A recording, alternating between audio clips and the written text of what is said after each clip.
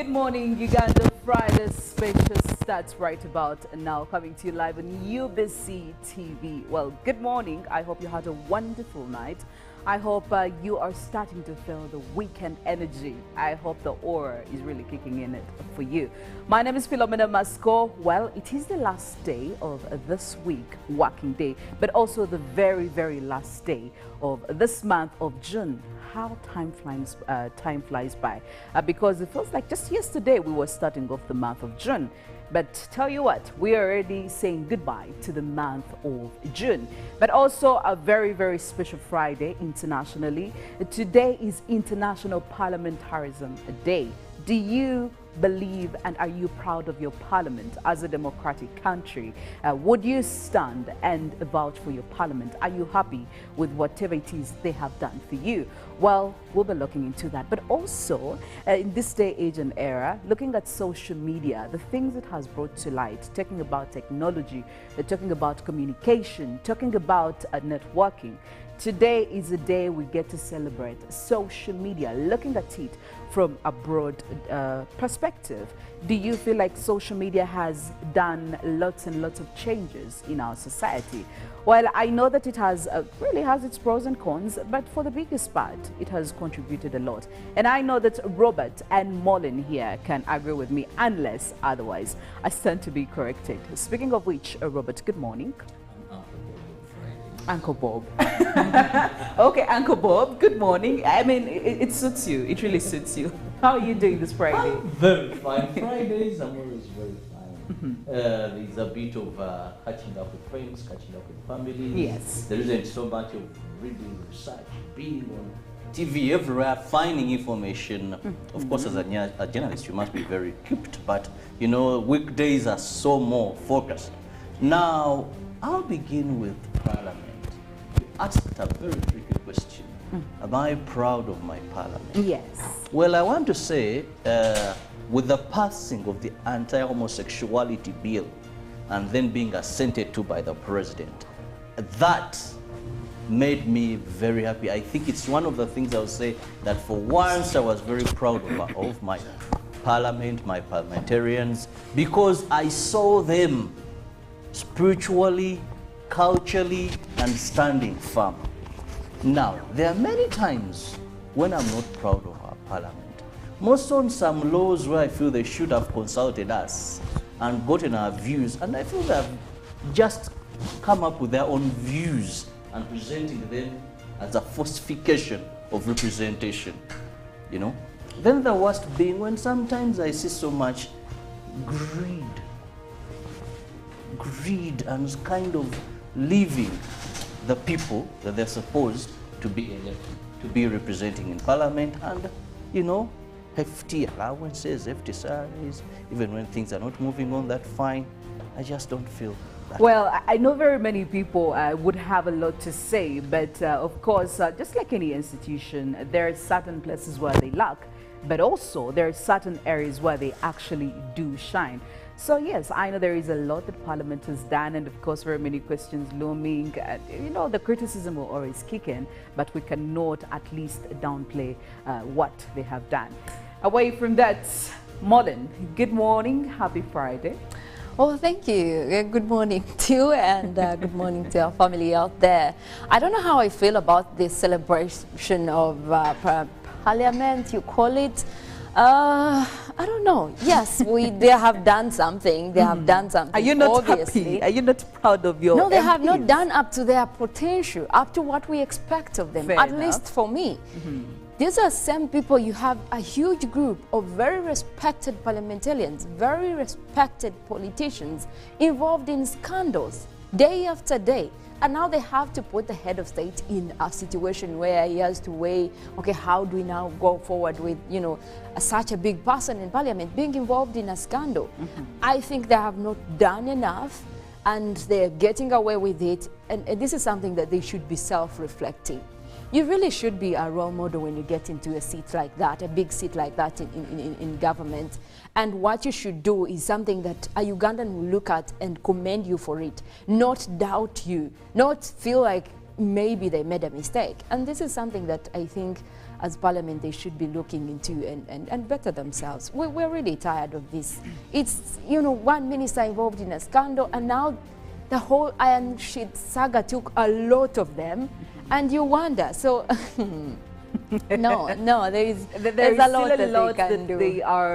They're supposed to be doing, at least to get to the satisfaction level. Yeah, and they shouldn't be, most of them shouldn't be surprised come 2026 when people are saying, no, we don't want you back as a member of parliament. Yes. Yes, fine, they might give you a ministry, but no, as a member of parliament, we are not sending you back. They shouldn't be surprised because they have brought this thing on themselves. But maybe just, you know, I think myself, I would pride in taking today as the social media day, the International Social Media Day. Yes. That seems to be, you know, cutting across. I mean, some of us are grateful for social media. There's a lot that we do today that we used not to do, including promoting brands, promoting businesses. I think also a fact of conversations. If I'll take an example of WhatsApp, you can easily WhatsApp someone Monday to Friday without calling to know how they are, or even seeing them post on their social media. You assume they are fine. I think we just took off the whole calls, phone calls, conversational stuff that are necessary. Sometimes you just have to log in and see that someone is okay, and that's it. So things are easy.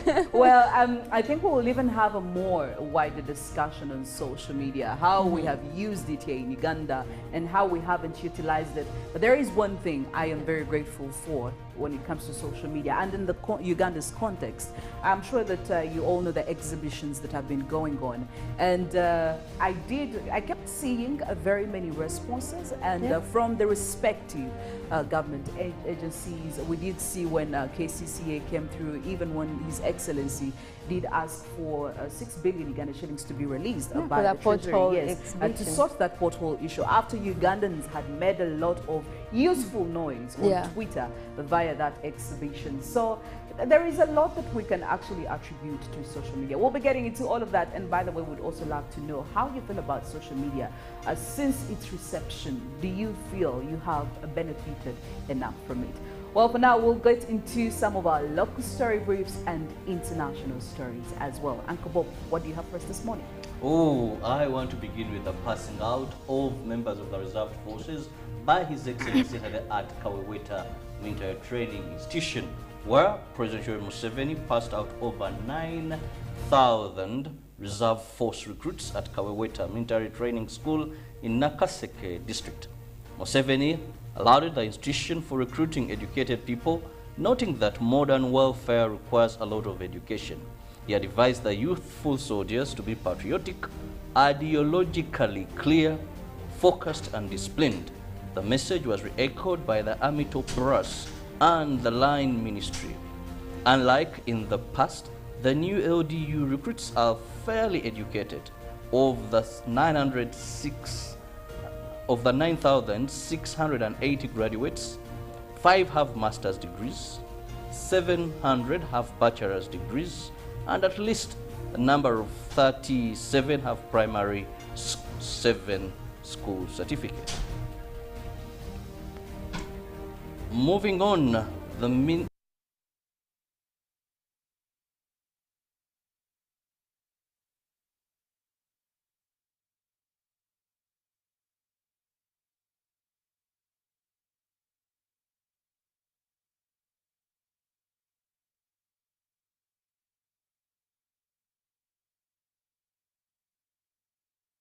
court that all investigations in the matter against the accused were complete.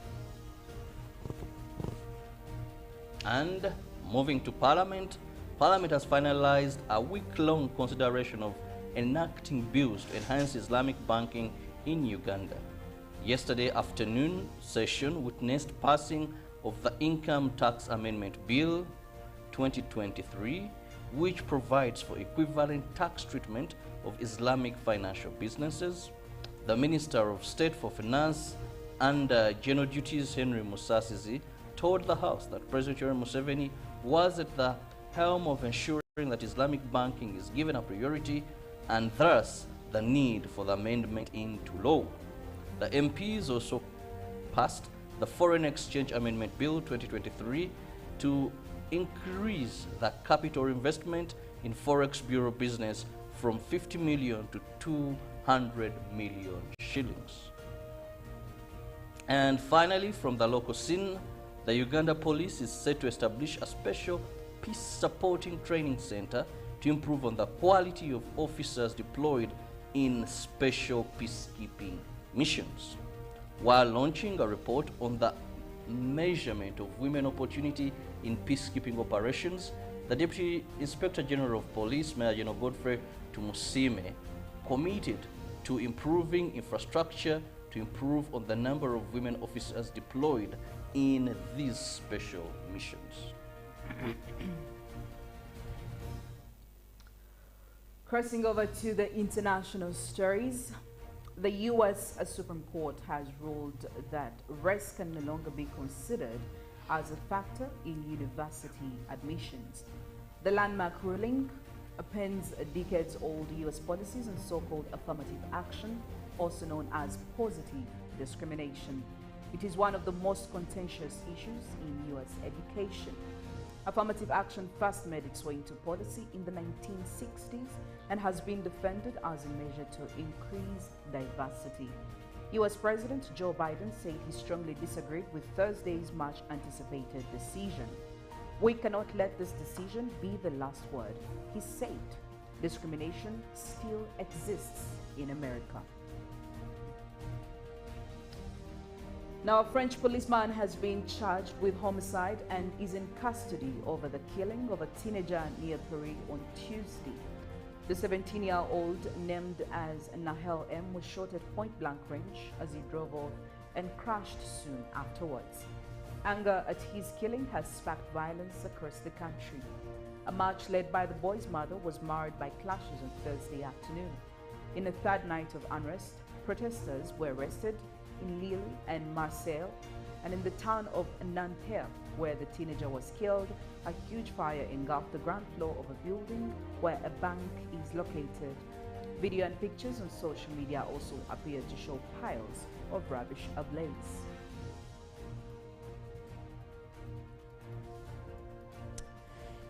Now, away from that, 4 people have died in South Africa's KwaZulu-Natal after southeastern province was hit by heavy rain and a tornado, the authorities said on Thursday.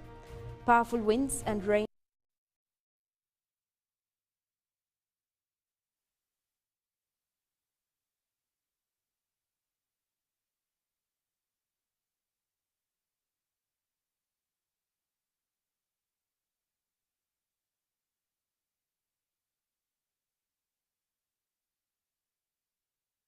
in wider KwaZulu-Natal, it said, adding that the 5th person was missing and more than 150 people were homeless. Now in climate news, increasingly intense climate change could have major implications for peace and security globally, with mass migration, pandemics and war the likely consequences, the European Commission has warned.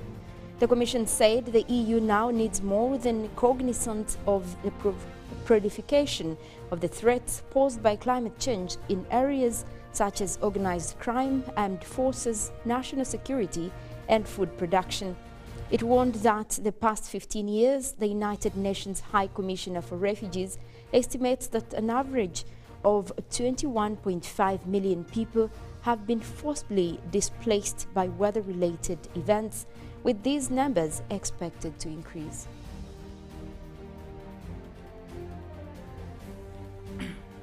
Well, it's Good Morning Uganda Friday edition, and of course we still have quite a lot coming up, and a number of guests that are in ready for you to entertain you this Friday. So make sure you do stick with us. Before we go in for a break, I really want to know, Robert and Amolin, today's the last day of the month. What has stood out for you in this entire month of June? Maybe to start off with you, Robert. Well, what has stood out for me, unfortunately, is a very sad incident. That is the Kasese tragedy, where we saw rebels attack that is secondary school, and abductions, then also death. I think that was one of the things that really, and still even training up to now, so many questions, very few answers. We wait for investigations. We hear we are pursuing them. We are waiting to see how far they have gone as pursuing them and maybe recover the 3 that are missing. So to me, life is always a priority. And I felt where we lost those innocent souls. I want to use the word innocent because these students are not soldiers, they are not security officials that maybe they were innocently attacked. Yeah. That's what stood out for me. And it's really very, very sad. Of course, we continue grieving with the families. It's very hard. Like I do always say, you cannot dictate or put a time cap on how long it should take for people who have lost their loved ones to mourn and grieve. So there is still a lot of sadness over there in Kasese district. Molen. Well, sadly, actually, it is still the Kasese incident that is still standing out. Regrettably, we did lose a lot of students in that whole, sad incident. Also, yesterday, I was following a story by Ivan Kawa, one of the reporters here at UBC, on the survivors, one of the surviving kids, trying to narrate his story, and it is really sad. You see the struggle that was in there. And also it begs a question of, as a nation, have we handled this fatal disaster? Have we handled it very well, especially in terms of mourning? It begs a whole reflection on how far do we take national mourning?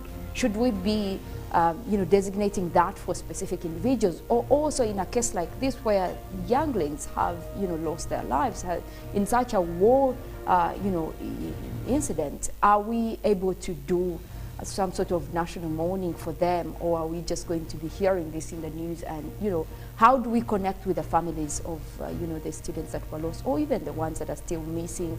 We did see DNA tests. Some of them turned out not to be right. Some parents are stranded. They don't know what really happened. So I think we could do better as a country to relate with the people in Kasese right now. But also, Philo, another thing, I had to start with the life. Also the sickness of His Excellency. For many years, I always asked myself, but doesn't this man fall sick? Is he human like us? And does he take a holiday? He's everywhere at all the time. So testing COVID-19 positive, then the following day, some daily rain, how we had increasing cases of COVID-19. The Ministry of Health, I see nothing to show that we had COVID-19. So it was a very unfortunate incident, and we all prayed for His Excellency, and we thank the Lord for hearing and listening to our prayers and healed him. I saw a lot of people going at the State House gate and signing those get well soon now messages. Yes. I'm speaking with my journalistic mind. Thereafter, so many questions have been torturing me and disturbing me in sleep. If really do we have COVID in Uganda? The answer would be yes, His Excellency tested positive. Were there other cases? Do we have other people in isolation that maybe contracted? Where did he get COVID from? Yes. All these, because I remember the hype we gave to COVID-19 previously. I've not seen it. So journalistically, there's something disturbing my mind all the time. Well, and I agree with you. I concur with you on that, Uncle Bob, because I do understand that Ministry of Health is yet to come out and at least give us official communication. Yes, we need to understand where we are at right now, because you cannot come out and claim there is no COVID-19 unless otherwise, or there is COVID-19. So we're in the gray zone. Are we waiting to have contacts after contacts? Yes. If they're there, we should know how many contacts, where the contacts, and all this. But after the president, it seems everything was done and dusted. And now, I know. Well, it's Good Morning Uganda Friday special. We will go for a break. When we return, we'll still have some more interesting conversations we are yet to have with you right here on UBC TV. We'll be back shortly.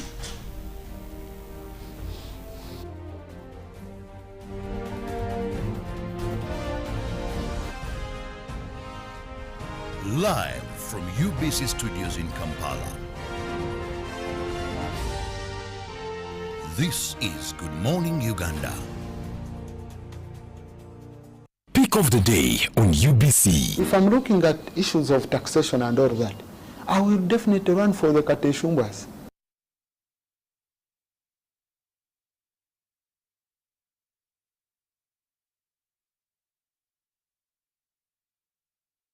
Gonza and Honorable Omara, okay? If I'm looking at issues of the law, I will run for our very, very own people. I have the Oboso Bosses, I have the Katuntus, I have the Robin Arwakojos. So everyone is talented in one way or another. Did you mention Katuntu? Okay? Yes. Is he yours? Yes, he is. Yours as in NRM? He is. Was brought to you by Get away with MTN Momo Advance. Momo Advance tops up your Momo to complete your transactions. Dial star 165 star 5 star 3 hash to apply. MTN Momo Advance is always available when you need it. Actually, Zono Industrial is one of the presidential initiatives.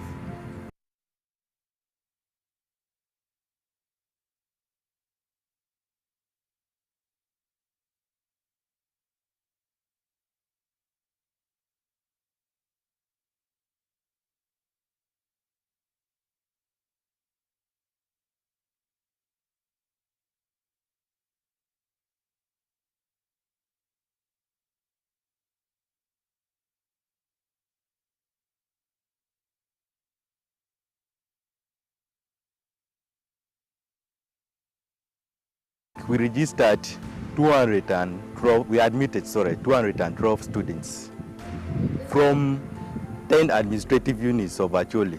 These students, they recruited them from different districts within the Acholi sub-region. If we continue with this cooperation, many beneficiaries will pass through us, and they will go with enough skills and non-skills, which will change them and later bring them into an economy.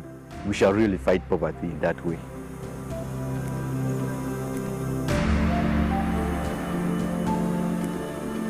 It's Freaky Friday from Airtel. Buy or gift. Buy or give. Get freaky too! Dial star 100 star 10 hash to load a Freaky Friday bundle for you to enjoy the best offers on voice and data. To buy a bundle for friends and family, dial star 100 star 10 hash. Freaky Friday with Airtel. Buy or gift a bundle today. Dial star 100 star 10 hash to get started. Airtel, a reason to imagine.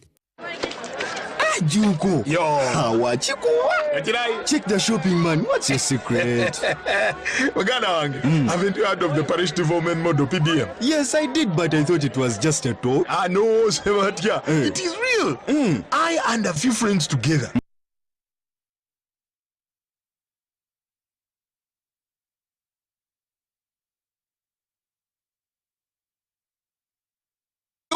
But you left me behind. I didn't leave you in poverty. What you do, just visit your LC2 chairperson and your parish chief and start the process of economic transformation. Just like that. Okay. The parish development model is an initiative from the government of Uganda through the Ministry of Local Government designed to transform all lives of Ugandans for the better. PDM, my parish, my development, my life.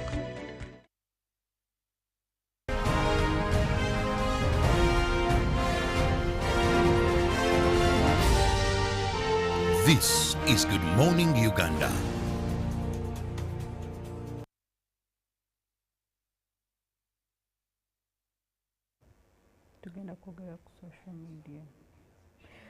Good morning, Uganda. Friday special. Well, very happy to still be with you here. Just 2 minutes past 7 a.m. Today is the 30th of June. 2023, the last day of the month, but also a day we put social media in the limelight. I mean, it has already been in the limelight, but today we take it off especially to recognize the impact that it has had in societies like ours. Whether it could be good impact or bad impact, I think we all have to recognize that and see and create and forge a way forward. Social media right now, if you're not on social media, you will be deemed a psychopath. I will tell you one thing for sure.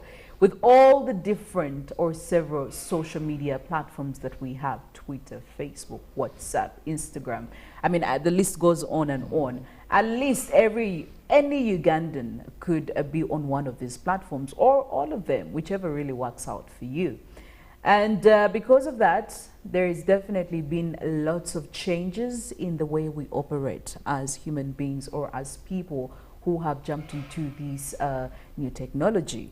It could be the way you work, it could be the way you communicate, it could be the way you behave, it could be the way you talk, it could just be anything and everything that you do that has changed. And if we are to trace back, it could be mainly because of social media and all the other technological advancements that are happening. But also, these changes could be negative. So there is a whole lot of positives and negatives.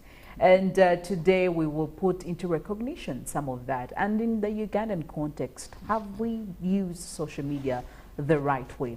Do you feel like we still have untapped, untapped platforms that we haven't, put ourselves out there to get into, especially when it comes to social media? Or do you believe that social media has become a menace in our society here? And probably we should just let it go. So we will be looking at that. And on this panel, we are lucky that we have different age groups, age brackets. So we would love to know the feel from different respective representatives of all these different age brackets. And I would encourage you to be part of the conversation and let us know, do you feel like social media has done more harm than good, or more good than harm? And make use of Twitter, still our social media platform, #UBCGMU. And our WhatsApp number is 0709 602 592. Uncle Bob. Speaking from those of 1986 and above. I don't know which, from what? From 1986, then these are the 90s. So from your perspective, I really want to know, are you on any social media platform? Before we even get into the discussion, are you on any social media platform? Today, if you want to, I definitely know you are on Twitter. Yes, I know you are on WhatsApp. He is on TikTok. You're also on TikTok. Yeah. Well, let him not skip that. You're on TikTok, okay. The worst present for now. But one thing that is very clear, for us, for our generation, the 1986 are different from the 90s. We've ever seen a life without social media. You may never, could have never existed without social media, because I was there actually. Well, it got us in the transition from no social media to social media, so we are somewhere in between. At least, because I remember I saw the first phone come to Uganda, a mobile phone, the first company. Not even a smartphone. No, it wasn't smart. Smartphones have just come, my sisters. For us, it was those days, the first mobile phone very popular was a Sony Ericsson. The thing was relatively tall and had an antenna. Now, it also had a jacket. So the rich people by then would put it on the belt here. No, those days we had men with big stomachs who would tie their panties from here and basibiranga mu chifuba. And there was a business community. It wasn't so much in professionals. So he would put the chiffon here. And it didn't have a silent mode. Oh, wow. So one time we were at a burial, and it would make everybody, oh, church, it was something. Then later we had those that vibrate. Phones began changing size, until smartphones came in here. Now, yes, people in offices, some were on Facebook, one of the earliest, at least here. But with the smartphones, now social media became very, very vibrant, where someone would just record a video, everyone became a journalist.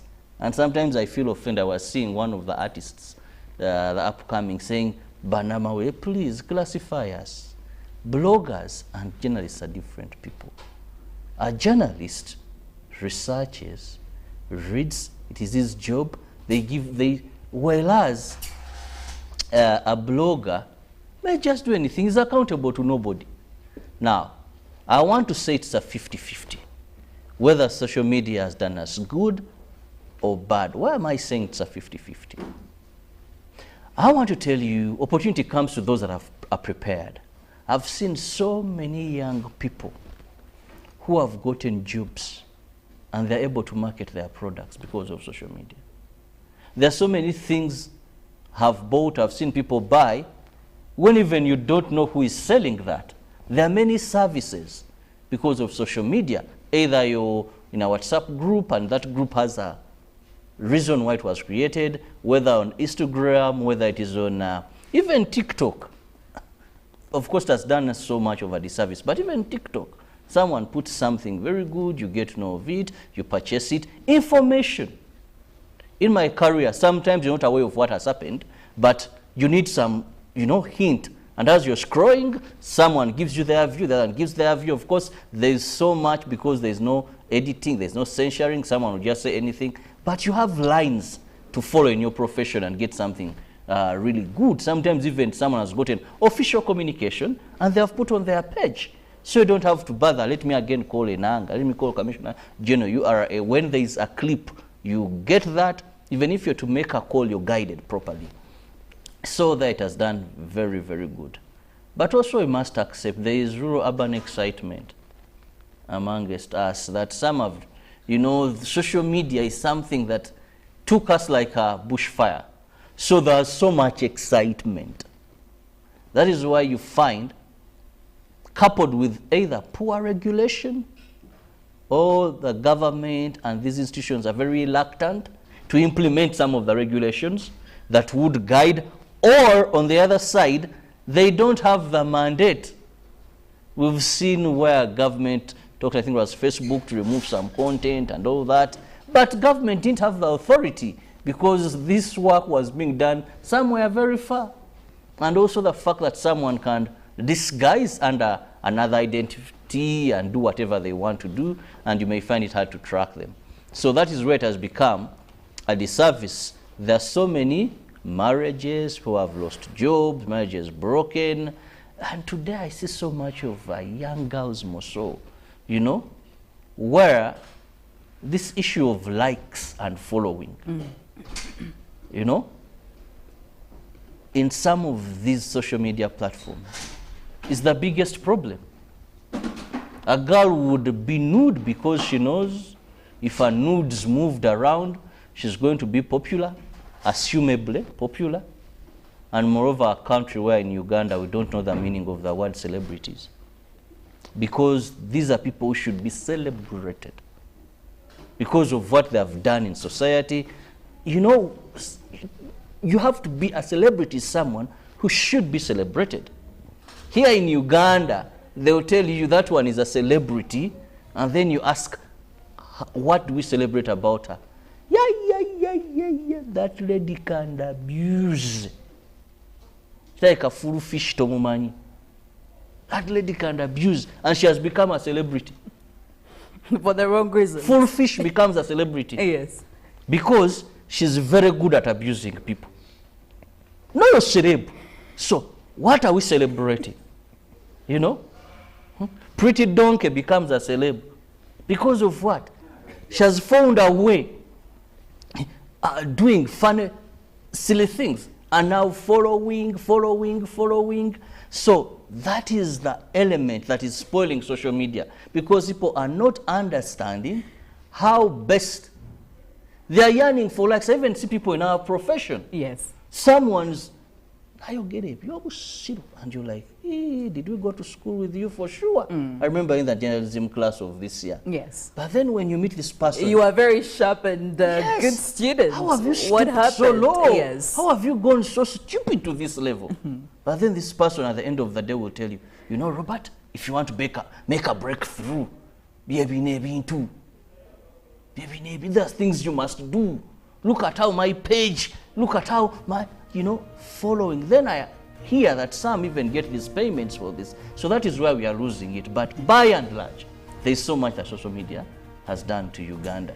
Well, Molen, how do you feel about social media right now? Yeah.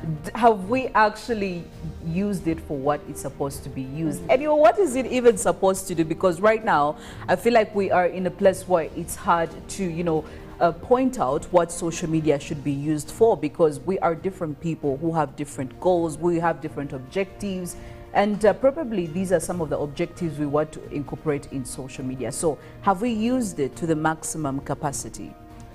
Well, I think we have tried. We have tried. We cannot, put aside the benefits that we've gotten from social media, right from education.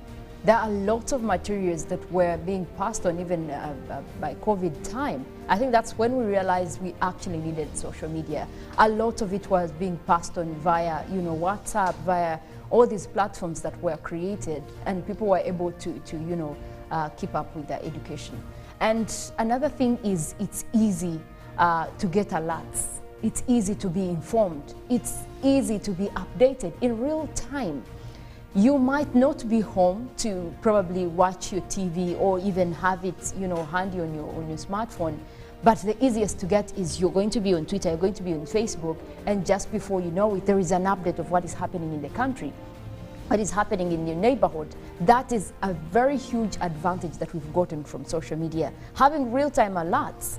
And that is something that I think we were even lagging behind as a country before social media was, spreading around. I think we were the last to really get into this, maybe Africa as a whole, because we know that some of the platforms like Facebook had started earlier in most of these developed countries. But you also look at, again, the issue of connection between connectivity between families and people who have gotten to distances. Before you used to have relatives in the US, and the best you can do is load some international bundles just to call them, and that usually used to be small. Even up to now, calling abroad is more expensive, but guess what, you can just have a WhatsApp call. In fact, and that can last longer. Even before the phone calls, modern, I think there used to be a whole writing of letters using the post office box, I think, something like that. If you want it very fast, there is some amount of extra charge because you want this letter to get there very fast and all that. You can't physically see them. We're kind of taken away. Now you can just easily, get to someone, talk to them, but even understanding what they're doing. Because we also know that you tell how happy the person is. Again, it has its negative effect. But when they are posting, you see what they are posting on social media, you might not even have to reach out to them, but then you're seeing that, and that is something positive that we should be priding ourselves in. Then another thing is digital marketing. I think a lot of people have benefited from that. Robert did hint on it as well. A lot of us have bought things online without even knowing the sellers. It has its negative effects because even the conmen have gotten through that. I know a platform that, for me, they actually ever stole money from me. I paid for something to be delivered and they never did. And there was no way to track them. I let it go, but there is such negative effect. However, we have I've ever paid for something that what I saw and what was delivered were totally different. So those are some of the dynamics, again, you have to juggle when you're using social media, but we have to also acknowledge the fact that it has been a huge addition, especially in limited markets. And we did see also this working out. Most of the positives actually were working out more when we were in the pandemic, because we were able to order things to our doorsteps via most of these channels. And that was something that had never happened. Or if we didn't have social media at a display, we probably wouldn't be getting it that easy. So it has been quite creative. But also in terms of job creation, we have to look at bloggers. They are passing on information, but also they have been involved in issues of advertisement. And that way they are earning. You look at people that are managing some of these pages, they are earning from that. It is a creativity, but also you need to have learnt the art of social media. So that has created a broad spectrum. We've also seen people that after a certain amount of followers or subscription, you again get paid from these platforms like TikTok. I think when you clock 1 million followers, these people are actually getting paid for being influential like that. So that brought in issues of influencers, bloggers, people that are benefiting a lot from social media. And it's good that even the mother creators of these platforms realize the difference, and they're able to pay them through that. Do you think that collecting followers and payment is the reason now we are having a number of issues regarding social media. But Robert, you have to look at it. You have to look at it in a way that you have to look at it in a way that not every content that is out there is negative. You will have individuals, even on neat platforms. Twitter used to be neat. You'll have individuals that will still, you know, put funny content. So it speaks a lot to the people that are giving them the following. But they are genuine people, they are genuine bloggers who are putting content that is really necessary, and you also follow them because of that. Unfortunately for Uganda, you find that most of the people that have meaningful, developmental, reasonable content, their followings, if on average, may not be that very much. But those that have... And again, like... I don't want to use the word foolish. Obscenity, nudity, a lot of funny things as content, and they specialized in that. You find they have very huge following. And yeah, and like I mentioned earlier, you find that everything has a disadvantage. There is always going to be a negative absolutely, impact there is always that other side. So when we talk about the fact that, you know, people have gained following and they're using that platform to earn or to as a job to them, it doesn't mean that we are bringing in everybody on board who is also posting negative, you know, content. Those are always going to be there, but we look at the positive side of it. And obviously, if you ask me about kind of the negative impacts of this, there is also addiction. Some people actually get to the level you're talking about, wanting to do something funny to gain following because of addiction. Because social media is on display, it's easily accessible, people have even self-isolated. It creates that kind of social distraction where someone feels the need to always be on social media, and that's a problem right there. And we also talk about issues of cyberbullying and harassment. That is where it again brings in a lot of stories, because we know that with social media, everyone is in your business now, and people are being abused on social media. We did see the Computer Misuse Act coming up in Uganda, but it still hasn't changed. People are still picking on brands, picking on anyone on social media, and even in the saddest event, someone dies and you see a hashtag trending on social media of how bad this person was, without consideration of the fact that the family of this person is going to be seeing this information. So there is a lot of harassment, there is a lot of, again, miscommunication. Robert did talk about this earlier as well. You have the right channels of passing on information, but now that you also have trusted brands on social media, the moment they say something, you're able to think that's the truth. So there is a lot of misinformation there that people should be very careful about. You need to double check information before you confirm that it is actually the right information. And that's how negative it gets. Well, we would love to hear from you. Do you believe that social media has done more harm than good in our communities?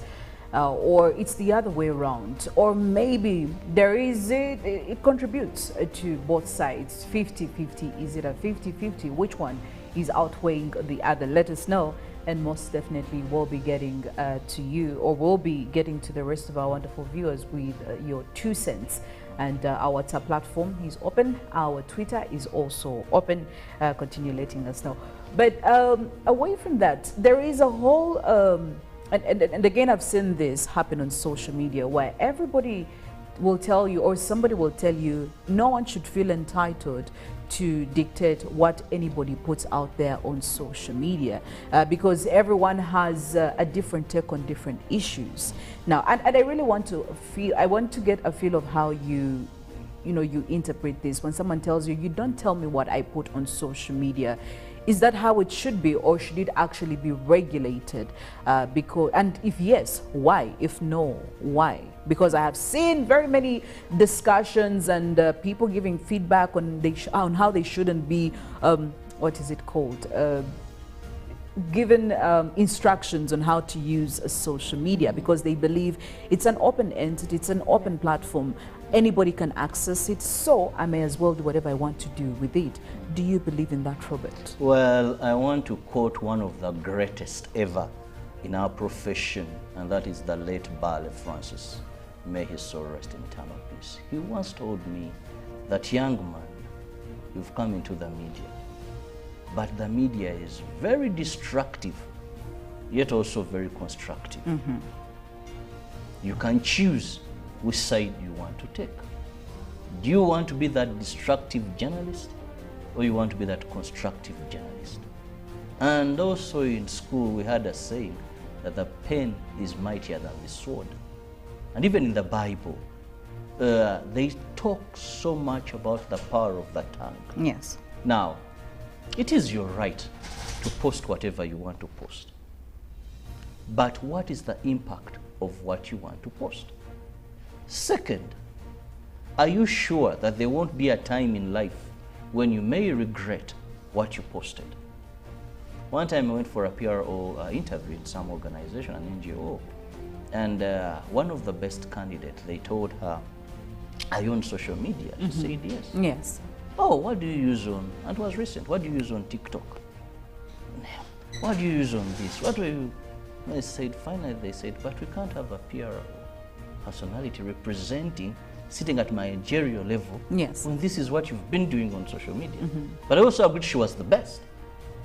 And that's how she lost it. So what you use on social media, does it reflect what you are as a person? Think about today, you may be pretty donkey, very young.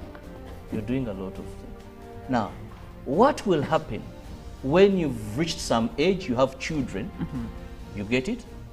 And then, because social media, the other problem it has, it keeps. People can go back and see what you did, what you said. I see this with politicians. They bring a clip and start hitting the man or the woman 100 times. So you must look at the impact, but also see years from where you're posting today. Maybe tomorrow you're going to be in a position of leadership and you've changed your mind, you've reformed, you're now preaching a different gospel.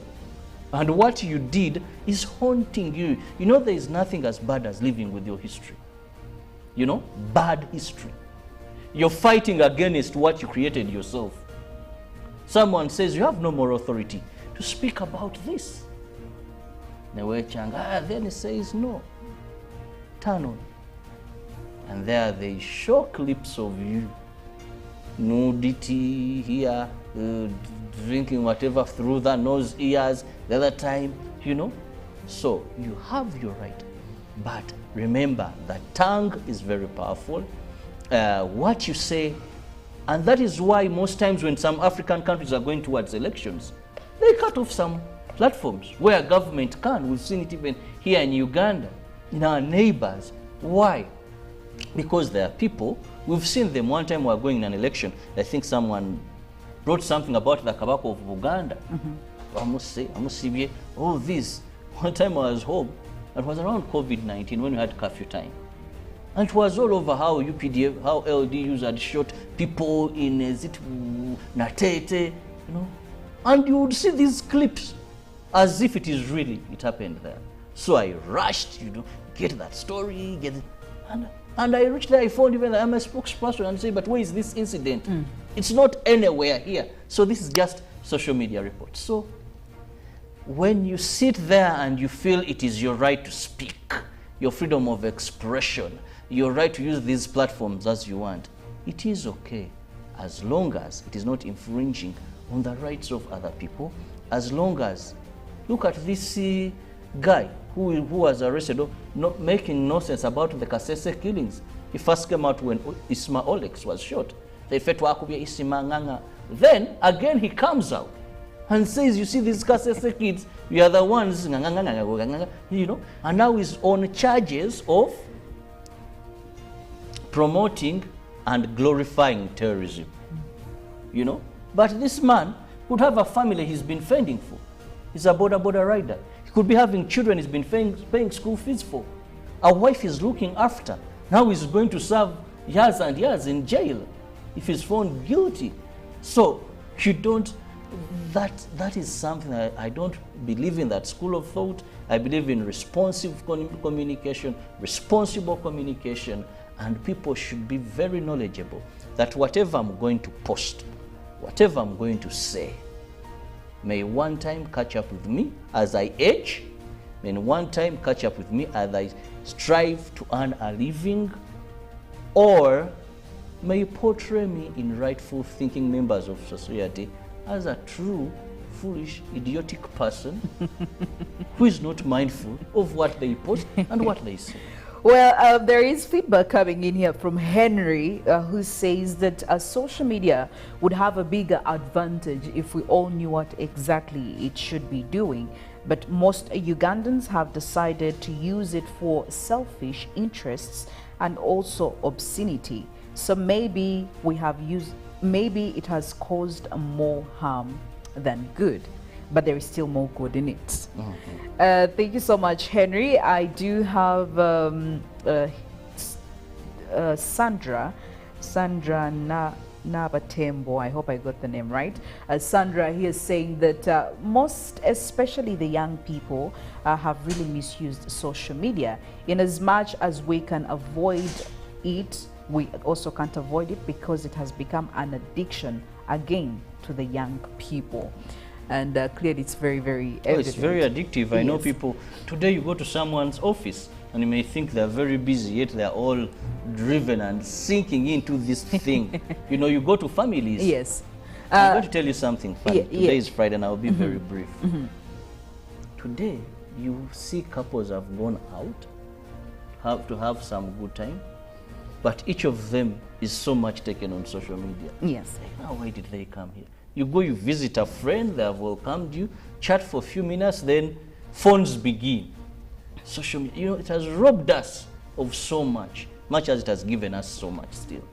Well, I do have here Geoffrey talking about how it has caused a lot of bullying on social media, has caused a lot of psychological and mental breakdowns among this many Ugandans. We cannot talk about social media and we skip that fact. Now, how we can take ourselves away from that, regulation definitely would come in handy. So maybe we can use social media, but in a more regulated manner. Well, thank you so much. I also do have another viewer here saying we cannot deny social media has some advantages because it keeps us updated very fast. We now receive first-hand information on our mobile phones, and it has also boosted many people's businesses where they post and get clients. But also, disadvantages are more. It has caused and promoted pornography in society. Nude pictures can easily be spread everywhere in just minutes, and they can be accessed by anybody. So social media has caused havoc to very many families as well. So we also need to look into that. Well, that is a fact. We cannot do away from that. Thank you so much, Cricket Derek. And Chigwe Livingstone saying it's very unfortunate that most of us misuse social media. I think our legislators should make a law to regulate social media. So there is still more people advocating for regulation. Well, some of them lost commissioner media. jobs because of social media. We already have the Computer Misuse Act, which Yes. should encompass in social media in there. So we have that in place. Just that maybe people are not running to what it can do, especially when people are being harassed on social media, cyberbullying. All the things are actually encompassed in the Computer Misuse Act. So it means that you can still go to court about this. People are just probably not aware and they're taking in all this, but there is an act for that.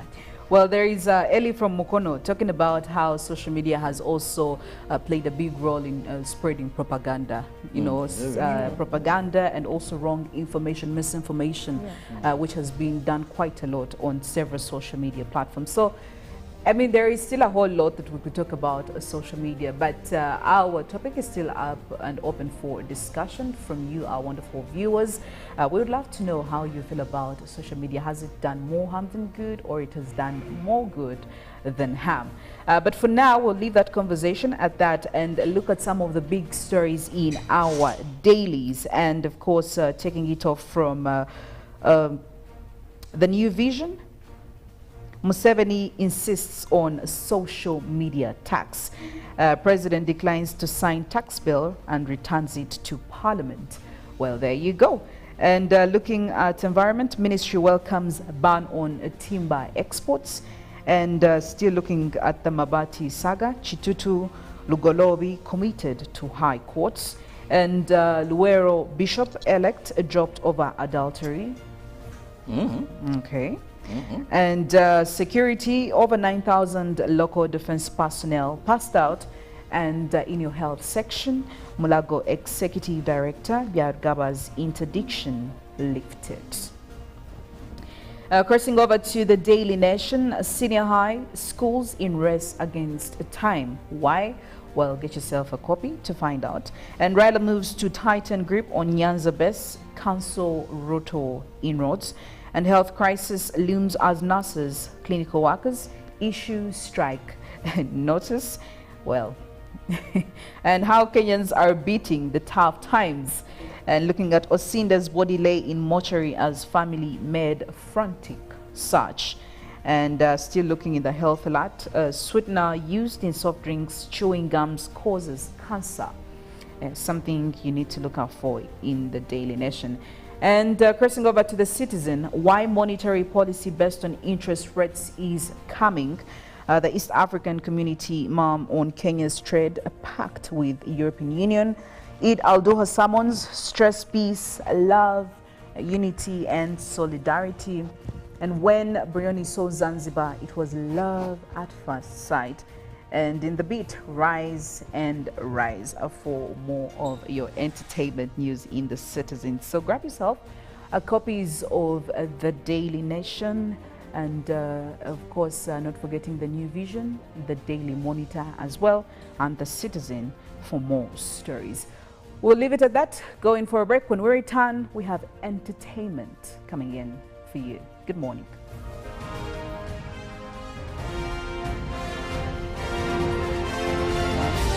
This is Good Morning Uganda.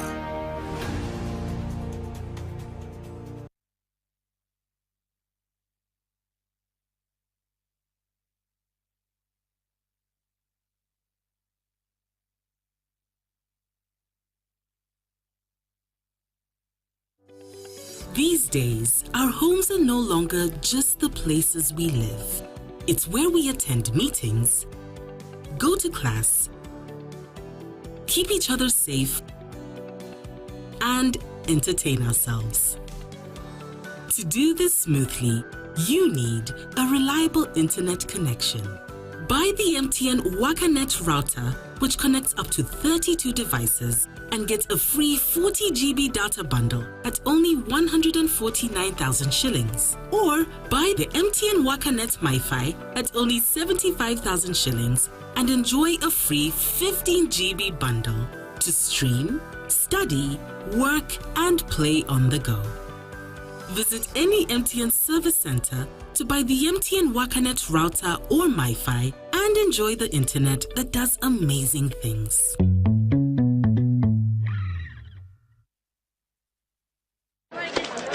Juko. Yo. Wachikuwa. Check the shopping, man. What's your secret? We got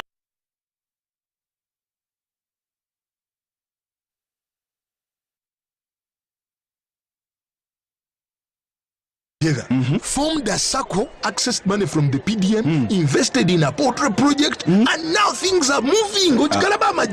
Juko, I thought I was one of your friends. You are, but you left me behind. I didn't leave you in poverty. What you do, just visit your LC2 chairperson and your parish chief, and start the process of economic transformation. Just like that. The parish development model is an initiative from the government of Uganda through the Ministry of Local Government, designed to transform all lives of Ugandans for the better. PDM, my parish, my development, my life. Uganda is rich in natural resources and hard-working people. But to turn these resources into real progress and development, we need to invest in our infrastructure, education, and healthcare. That's where taxes come in. When we pay our taxes, we are investing in our country's future.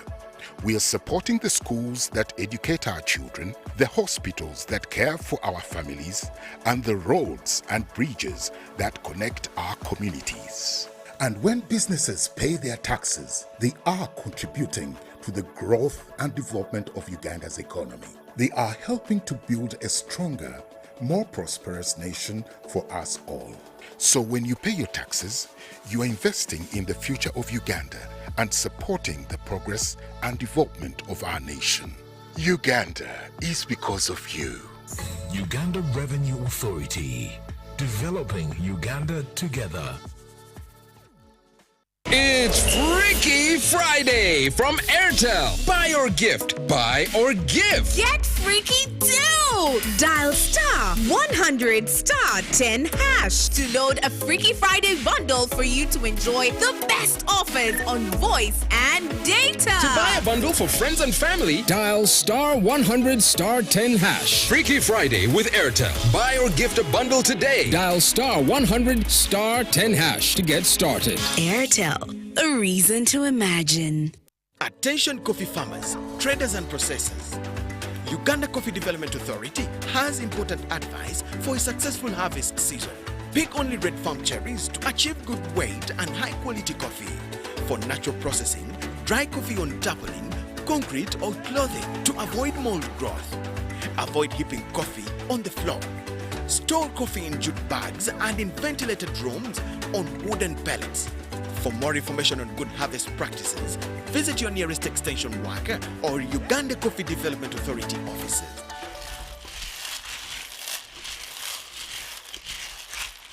Pick of the day on UBC. If I'm looking at issues of taxation and all that, I will definitely run for the Kateshumbas. Okay? Okay. If I look at, if I'm looking at issues of investments and what, I would definitely run. I would definitely run for Dr. Emure Kugonza and Honorable Omara. Okay. If I'm looking at issues of the law, I will run for our very, very own people. I have the Oboso Bosses, I have the Katuntus, I have the Robin Arwakojos. So everyone is talented in one way or another. Did you mention Katuntu? Okay. Yes. Is he yours? Yes, he is. Yours as in NRM? He is. Was brought to you by Gatawo with MTN Momo Advance. Momo Advance tops up your Momo to complete your transactions. Dial star 165 star 5 star 3 hash to apply. MTN Momo Advance is always available when you need it. This isn't just a girl. She is the future. This is a teacher, a doctor, a community leader, our future president. This is our family's pride. This is my friend.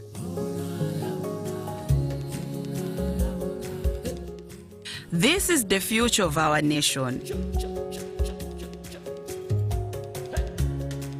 She is the future of Uganda, and the policies I enact today will protect her from teenage pregnancy. She is the hope of our community, and I will talk to others about how we must protect her. She is our family's pride, and I will protect her from child marriage and talk to her about the dangers of teenage pregnancy.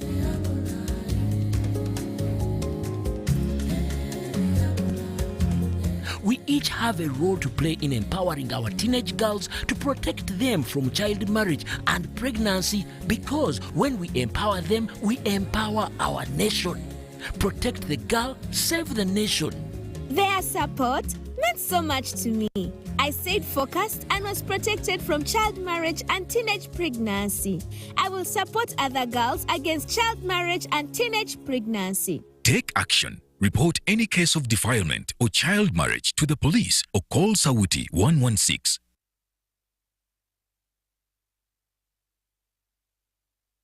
It's Freaky Friday from Airtel. Buy or gift, buy or give. Get freaky too! Dial star 100 star 10 hash to load a Freaky Friday bundle for you to enjoy the best offers on voice and data. To buy a bundle for friends and family, dial star 100 star 10 hash. Freaky Friday with Airtel. Buy or gift a bundle today. Dial star 100 star 10 hash to get started. Airtel, a reason to imagine.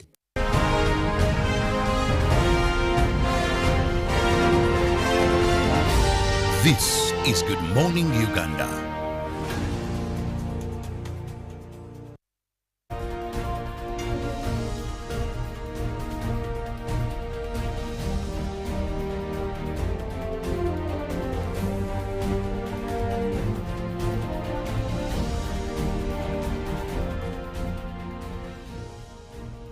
Good morning, Uganda Friday special. We are still with you here for the greater part of the morning. I did promise you that Fridays are special because we have lots and lots coming up for you, especially in terms of entertainment. You'll be seeing new faces on your screens, but also new faces that are bringing new and wonderful things to you. Well, this morning I am very happy to have one gentleman, quite a talented one, join us this morning, Eddie Mwesigwa.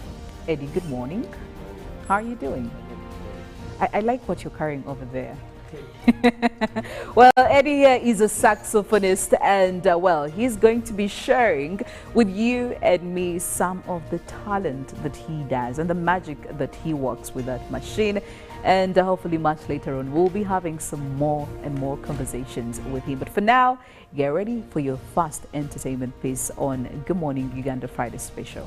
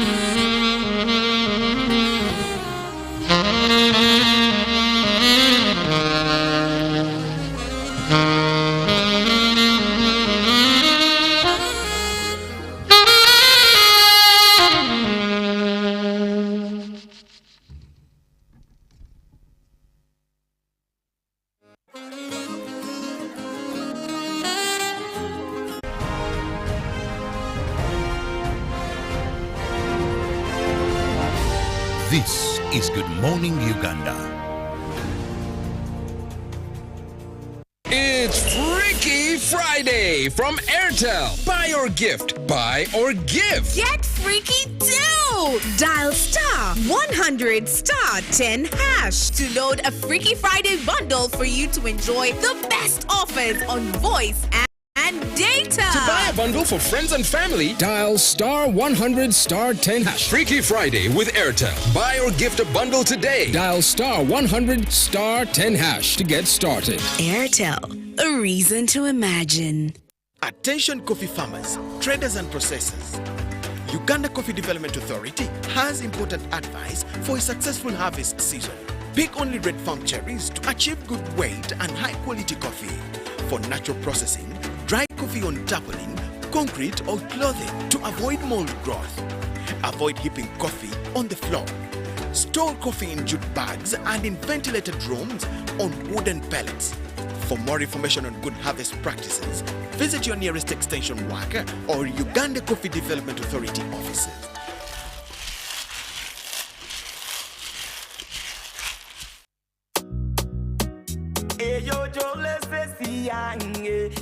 Irisiti, tompa bidara, irisiti, oja kumpa, irisiti, tompa bidara, irisiti, oja kumpa, irisiti, tompa bidara, mpa irisiti yange. That's right. Insist on getting your e-receipt. It's your ticket to fantastic prizes, including motorbikes, laptops, fridges, and a fully paid 6-day safari for 2 in Uganda. Take a picture of your e-receipt, upload it to the URA website or mobile app, and you could be the lucky winner. The more receipts you upload, the higher your chances of winning. Terms and conditions apply. More details on our social media channels.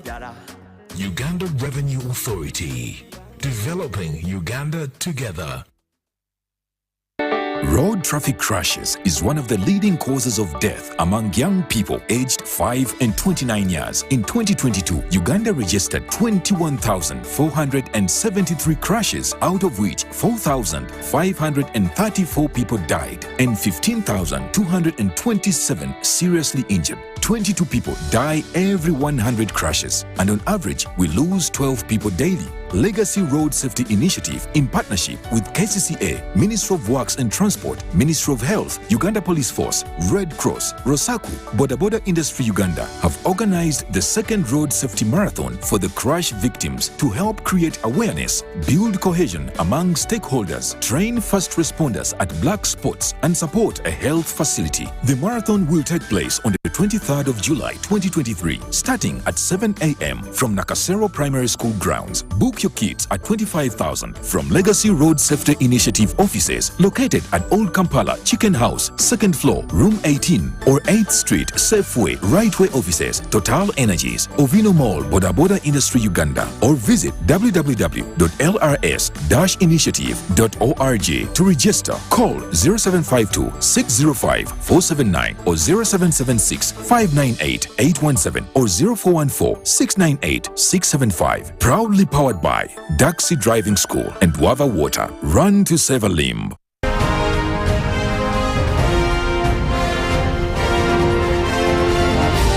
This is Good Morning Uganda.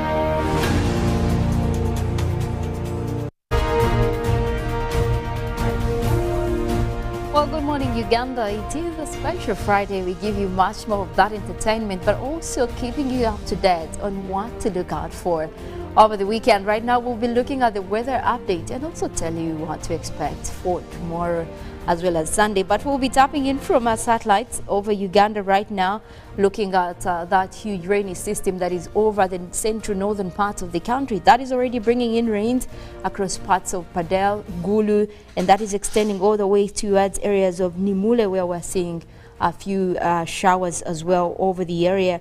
Now that same system is extending towards the northwestern part of the country, that is towards Arua, Yumbe. You can expect to have more rains coming your way this morning. And also across the Lake Choga area, we're looking at areas of Apache as well, mostly cloudy for now. We did start off with a few drizzles, but it looks like those are starting to clear off. Across areas of Lira as well, that is clearing off towards that is the midwestern part of the country, across Hoima, Masindi. That is mostly cloudy for now, but we do expect that we might have development of wet weather activities later as the day progresses. We're looking at also the southwestern part of the country, mostly cloudy this morning. We're looking at more clouds across Mbarara, across Ibanda, Rubirizi, Kanungu, and also we do have a rainy system that is extending all the way up to the Rwenzori area and parts of Fort Portal. That is also starting to clear off. It did start off intense across mostly the western side of Kasese and parts of Fort Portal, but looks like that is also dissipating, leaving room for mostly intervals of sunny and cloudy conditions. Now, if we move over to the Lake Victoria Basin, that is where we have most areas surrounding Busia, Tororo, across Jinja. We have cloudy weather over there as well, with a mix of of sunshine. But for Jinja, we're looking at a system that is building up from Lake Victoria. Looks like that is headed your way. That will be bringing in quite a bit of rains for this morning as well.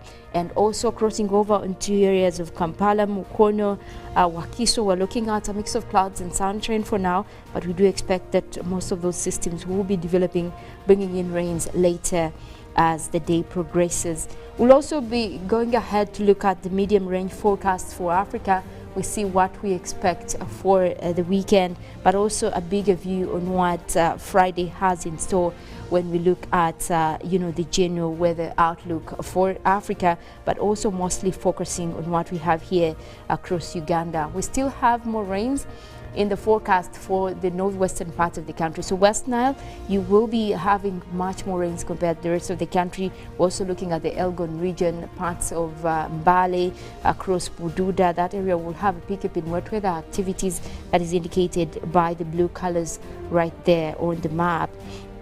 But we're still expecting a reduction for the Karamoja region as well as parts of southwestern. We might be having also the eastern area, the eastern part of central, that is across Ruwero, Woblenzi right there, Nakasongola, Nakaseke. We could have quite mostly dry weather for much of today.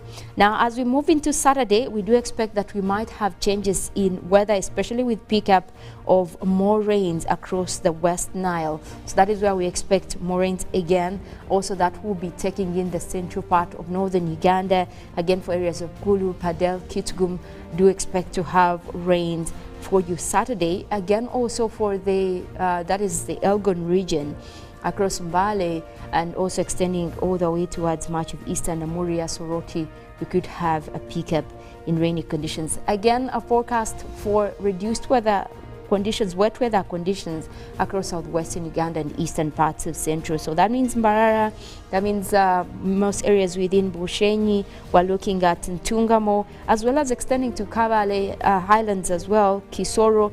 We are looking at mostly a dry day for you. That is Saturday, and also that will be extending all the way up to part of the Renzori area. We could be looking at, again, another dry one for you.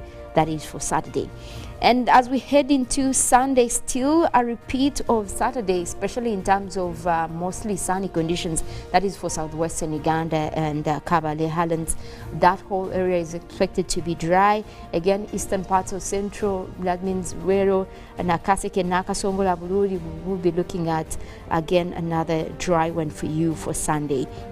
But we're looking at more rains, again intensifying for the central parts of northern Uganda, where we have Gulu, Kitgum, Padel. Again, you'll be having more rains over there. Then also we're looking at a pickup over the Karamoja region. We'll see more rains developing over there. Still the same situation that is for the western part, the eastern part of the country. Lake Victoria Basin will still be having a little bit of rains, but the intensity will be low. That is when it comes to parts of Kampala, Wakiso, Mukono, Entebbe. That whole area will be having just a few rains, nothing intense over there. So that is it in terms of weather, if you're looking out for how the weekend is going to be looking for you. But then again, every Friday we always form a direction when it comes to people who love to go for movies, or if you're looking out for what can entertain you over the weekend. And that is where we normally highlight for you some of the movies that are showing and could really be relevant for you to actually walk out for. Now, Jennifer Lawrence is back. And in a movie, No Hard Feelings, she is taking it another notch. Well, she's bringing out a story on a blink of losing her childhood home.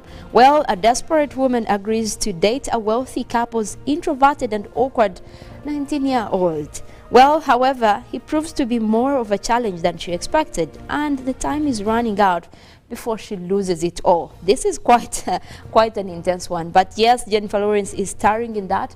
She is best known for her performance in movies like Hunger Games, all the series she was there, Passengers. She has been in movies like Don't Look Up, The Red Sparrow, and obviously her role in the X-Men, the Apocalypse, but also a lot of the X-Men movies that she has featured in. That is Jennifer Lawrence for you. We'll be looking at the trailer for No Hard Feelings. Dog. His parents hired me to bring him out of his shell before college. We've just been so worried about our son. Hi. Am I allowed to be here? We can go skinny dipping. What about sharks? None here. It's really the lack of life party. Get in here right now. One thing about me, I'm the dance party. How's the kid working out? This is gonna be harder than I thought. You can't know about this. Percy. Natalie. This is your babysitter, right? No. I'm gonna teach you how to have a good time. Maddie, you can't outrun the cops!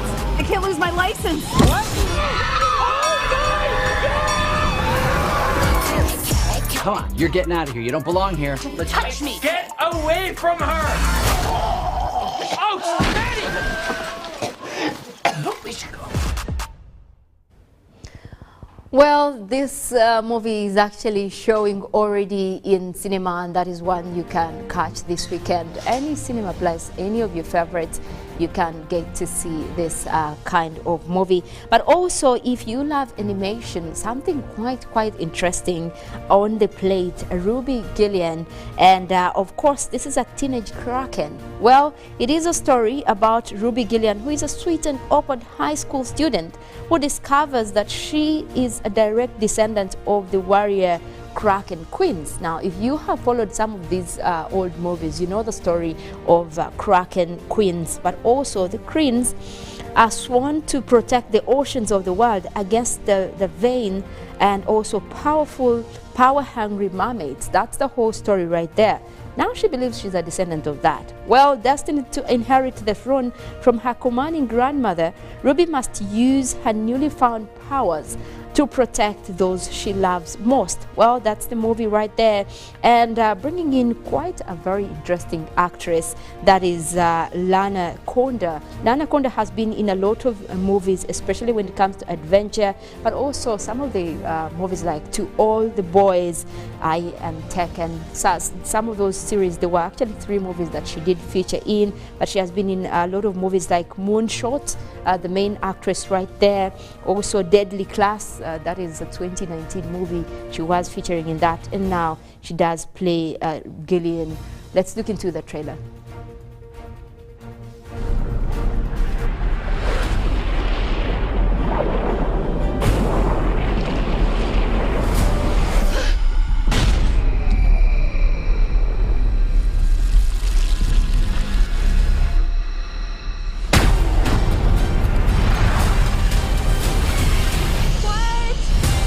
Mother never told you were royalty?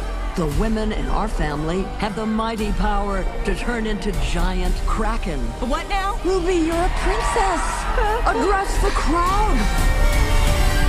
I think I am having a panic attack. Okay, Ruby, have a completely, totally ordinary day. You got this.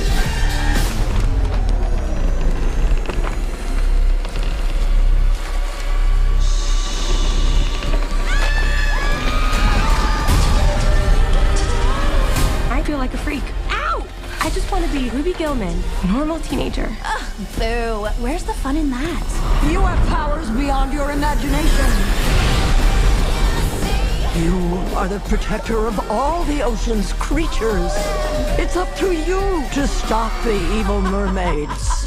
But people love mermaids. Of course they do. People are stupid. Show me how to use my powers. Are you ready? Let's see what you're capable of. Body armor. Laser eyes. How do you shut them off? Almost. It's time to go big. We're still on for our tutoring session later, right? Oh. Anything for my algebra? You're what now? I mean, bro. Well, quite a good one right there. It is showing as well this weekend in cinema, and obviously it's a family movie, so you can go catch that. But also, if you have followed stories of Indiana Jones, well, he's back, and a little bit of a twist in this one. But well, the story of Indiana Jones tells you more on what has been progressing. It's more like the story keeps adding on.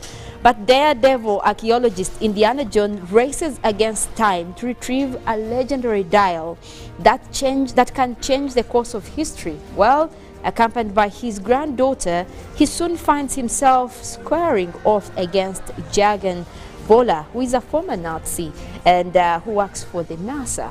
Well, I don't know how that plays out, but Indiana Jones really likes to discover things. This is played by Harrison Ford.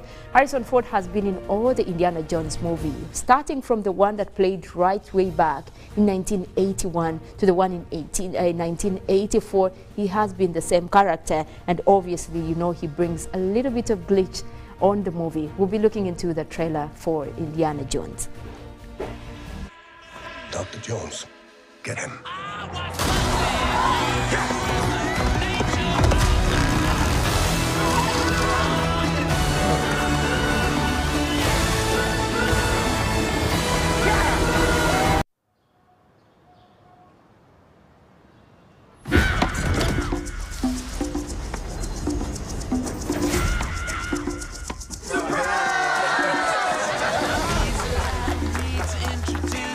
I'm retiring. Well, in that case, what are we drinking? Same for the goddaughter. Dad told me you found something on a train during the war. A dial that could change the course of history. Why are you chasing the thing that drove your father crazy? Don't move. We need to get out of here. Stop! Sorry. Dr. Jones, get him.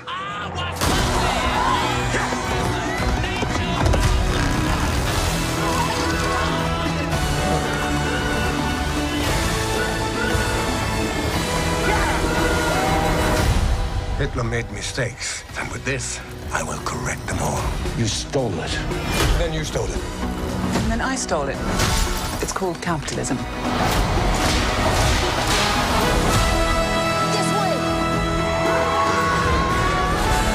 Fasten your seatbelt. There might be some turbulence. You've taken your chances, made your mistakes. And now a final triumph. Give him hell, Indiana Jones! A few times in my life, I've seen things. I've been tortured with voodoo. Been shot 9 times, including once by your father. Sorry! But I've been looking for this all my life.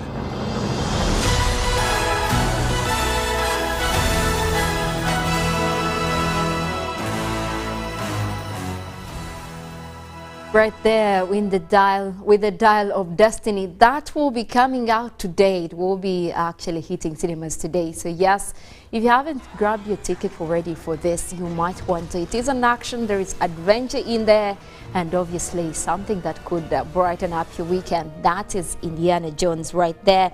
But also this Friday, we want to get you someone very, very interesting here to talk about her career, but also more of what she has done internationally.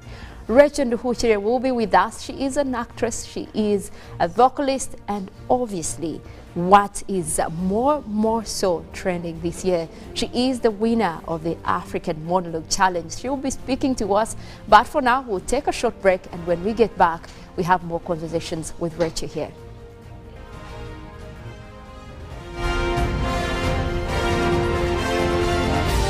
This is Good Morning Uganda. This isn't just a girl. She is the future. This is a teacher, a doctor, a community leader, our future president. This is our family's pride. This is my friend.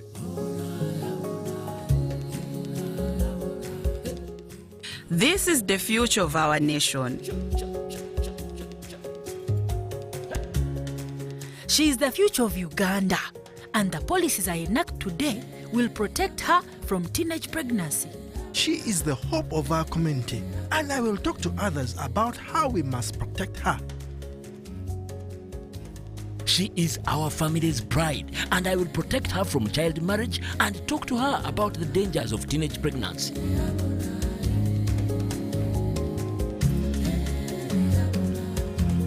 We each have a role to play in empowering our teenage girls to protect them from child marriage and pregnancy, because when we empower them, we empower our nation. Protect the girl, save the nation. Their support meant so much to me. I stayed focused and was protected from child marriage and teenage pregnancy. I will support other girls against child marriage and teenage pregnancy. Take action. Report any case of defilement or child marriage to the police or call Sauti 116. It's Freaky Friday from Airtel. Buy or gift. Buy or give. Get freaky too! Dial star 100 star 10 hash to load a Freaky Friday bundle for you to enjoy the best offers on voice and data. To buy a bundle for friends and family, dial star 100 star 10 hash. Freaky Friday with Airtel. Buy or gift a bundle today. Dial star 100 star 10 hash to get started. Airtel, a reason to imagine.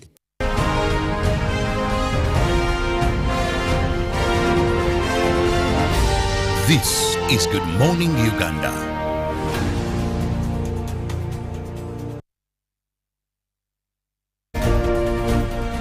Welcome back. It is Good Morning Uganda, and thank you so much for keeping it here. Every Friday we have a little bit of twist when it comes to giving you, of course, what is entertaining, but also what you can look forward to in the field of entertainment. Now, this morning I'm joined by a very, very wonderful guest with us here, Rachel Ndufuchire, who will be talking to us about more of what she does. But we have probably seen her on your screens if you have been following some of the TV series like Sanyu, but I think she will be talking to us more about what she has been involved in. Very many thanks for having you this morning, Rachel.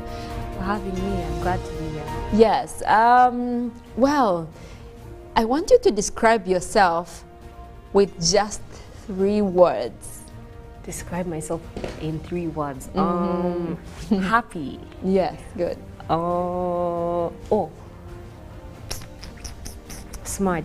That's a good one. Entertaining, I think. Yes, entertaining right there. And I'm glad you mentioned entertaining. One would want to know, because your career as an actress, and especially starting that at a very, very tender age, like, talk to us about your debut, like that moment for you when you feel like, yeah, that was my debut into the movie industry or into the acting career.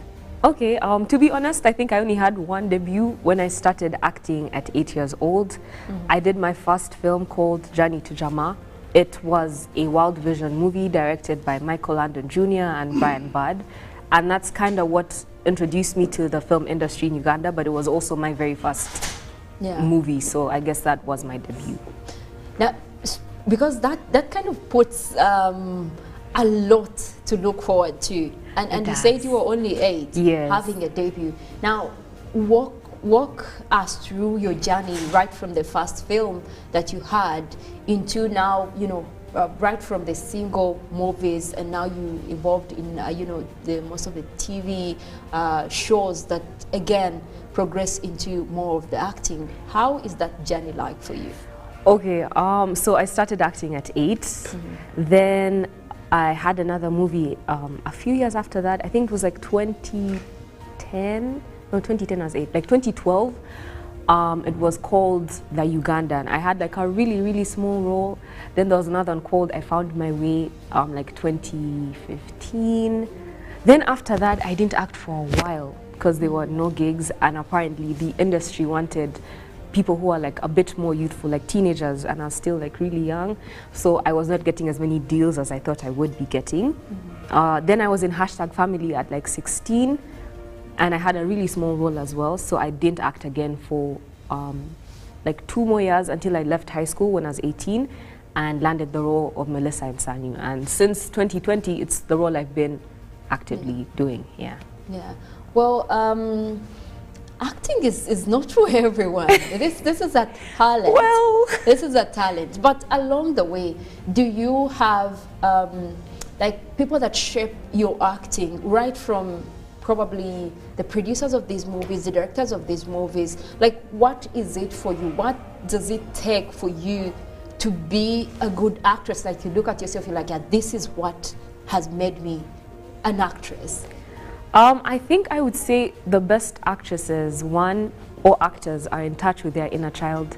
I'm a very childish person, and you need to strike the balance. Not childish as in immature, but you are aware of your you have to be free. You need to allow to be seen metaphorically naked. Like you just need to lose yourself and allowed to be everything else this character is. So for a good actor or good actress, you need to have the ability to be in touch with your inner child, to experience things, to feel things in real time, to be aware of your emotion. You also need to have the ability to just lose yourself and not care what anyone is going to think about you. Just be that person you're supposed to be. So yeah. You make it easy. You make it it's really not. Rachel here makes it sound so easy to act. But we know that there is a lot that obviously goes into acting, right from, you know, even having supportive roles. Like every role that comes in every film, in every movie, someone has given it their all. That's true. And obviously we have seen initiatives from, you know, some of the academies, some of the, you know, training centers that train people how to act. But again, these have challenges. True. I don't know whether individually you have had those, or if you at least probably could know situations that could pose challenges as one is trying to, you know, integrate themselves into that professional acting. I think I'll speak from experience. Uganda's film industry is growing, but then it's also somewhat competitive because the people who have grown in the industry, some do not create as much space for those below them as they should. So then you find yourself facing a lot of resistance or trying to struggle to get into the industry, and you're competing with big names who've like been there for ages. So I think that's actually one thing I appreciate about Sanyu, because we work with Mr. Abe Muchibi, and he's been not only a like film dad, but he's also been an actual set parent. Like he encourages you, he speaks to you, he talks to you about professionalism. So I think it's also nice to see that these people we've looked up to for years are also trying to create room for us to enter the industry. I would say another challenge is definitely facilitation, because the acting industry is growing, so there's not as much funds allocated to it as you would ideally want to. So most times, like in the beginning, the 2 movies I did after my first film, they were pro bono. I didn't make any salary off them. Even after discussing having some form of like me getting a kickback when the film is produced, there was no money generated from the film because people just weren't watching those type of films. So definitely funding is a factor, but also shout out to UCC because they're doing a lot to ensure that they sponsor acting and creators in Uganda, and you can see that through like Uganda Film Festival and the projects that they sponsor for channels like Maisha Magic or Power Magic Prime or all those things. So yeah, shout out to them for that. Yeah, they've really actually been putting a lot of efforts, especially towards that. And you see, like you mentioned the film festival, you have a lot of actors and actresses that are coming together. Yeah. But you mentioned a very good point about space, creating space. Yeah. It seems like we have names in the film industry and those names are there. Yeah. It just doesn't allow space to have the new names come up. Yeah. So I don't know whether the challenge is that we just don't have enough space as Ugandan film industry. But also if you look beyond Uganda, because now we're trying to integrate our acting into, I mean, big spaces like Hollywood. Yeah. And we've seen recently that there is a huge target, especially on African American actors, Black actors. So there is need there. Yeah. But from your experience, or what you've been seeing, have we created enough initiative to be integrated there and look beyond the space that is created here in Uganda? I would say it's still a process because Uganda's film industry is still growing, and if even at home there's still a struggle for like young artists to come to the top, then how much more internationally? Yeah, because I think another reason there's that whole competitiveness or someone not wanting you to rise to the top quickly is because some of these great names have been here for years on end, and now their big break came and they don't want to lose that moment, right? So you end up being caught in like selfishness, people also wanting to like shine because everyone wants to shine. Yeah. So I don't think enough has been done to create room for people nationally or internationally, but I think we are on the road to doing that. And I'm grateful for the progress that I've seen in the industry because it's been tremendous. Ah, yeah. Well, we want to get there. We want to see more of the likes of a team in, in Hollywood. Yeah. And we've had quite a number of those. And maybe the next time could be Rachel and Dimitri here. Amen. And as we talk about international, that gets us to the monologue challenge. Oh, yeah. So yes, we get to that space and you win the African Monologue Challenge. Talk to us about that. Okay, well, the Africa Monologue Challenge was such a huge learning ground for me. I'm so grateful for the experience.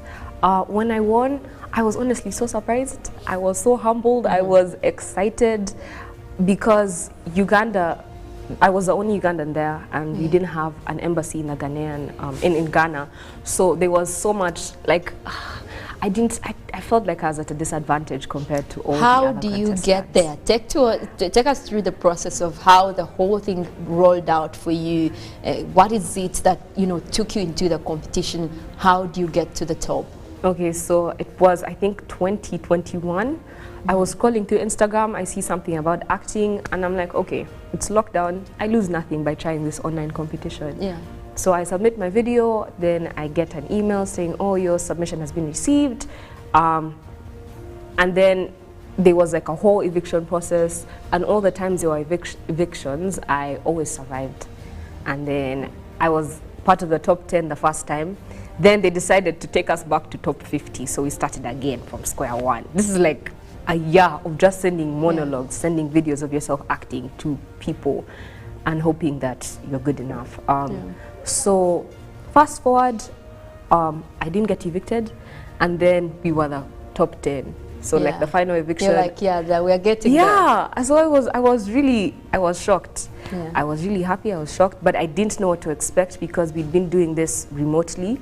And then they were saying that for the top 10, would have to go to Ghana. So I was like, okay, this is going to be different, because when you're recording yourself, you can edit that. You can do it as many times as you need to. But if you're going to be doing it live, it's different. So I was scared. I didn't know what to expect. I was anxious, but I was hopeful that maybe it wasn't all by mistake. So I did go to Ghana, and I represented Uganda, and it was a very amazing experience. Yes. Yeah. Congratulations still. That was a huge step for a Ugandan actress to get to that level. For those of you that might not even understand the monologue, imagine someone acting out a whole character by themselves and for a long time. Yeah. Because this is something that it needs creativity. It does. And exactly that's what gets you there. But also I would believe such an opportunity, it takes creativity, it takes self-initiative, like you said. But you know, as we move to conclude, we know that there are a lot of people in the acting industry that have not had such initiatives, but also this could be an opener, you know, for bigger space. And like you said, we're moving to Hollywood now. But like, what would be your take on what, you know, should be done individually for actors and actresses, but also at a country level, to make sure that we take advantage of such spaces, such competitions, to get people out there? Individually, I would say, as an individual, you're always responsible for the information you choose to expose yourself to. So if you are an individual who's interested in acting, take the initiative to look out for casting calls or for competitions, and just try your luck. There's no guarantees in acting. I always say, acting as a profession, there's no guarantees, there's no promotions, because once you're a character, you're that character. Like in Sanyu, if I'm Melissa for all the seasons. You can't be like, oh, now I want to change. No. Yeah. So take the initiative, go look for casting calls, follow producers like Lukman Ali, Matthew Nawiso, because these people post casting calls on their pages, and you'll be privy to that information if you follow them. Also, try and interact in spaces that would inform you. For example, there's something coming up by UNCC where they're going to be having actors workshops with Michael Wawuyo. Things like that are always on social media, but you just need to ensure that you're looking in the right places. And then on a national level, I would say it would be lovely to see Uganda promote the arts a lot more. I actually want to say that this time, when I flew to Ghana, it was sponsored by Uganda Communications Commission. So I want to say a very big thank you to UCC and also the Executive Director, Madame Irene, for sponsoring my trip to Ghana. And I think that also goes to show that Uganda is willing to support its people. We just need to put ourselves out there a lot more. So if you do get an international opportunity, please take it, shine, represent the country, and Ugandans will definitely support you. Absolutely. Thank you so much, Rachel, for coming in this morning and obviously taking us through that whole journey of yours, and obviously having represented Uganda at that level. That is something so commendable. And we do hope that a lot of people take this on. We'll be leaving it at that. We do have another interview that will be coming in, but for now, we take a short break.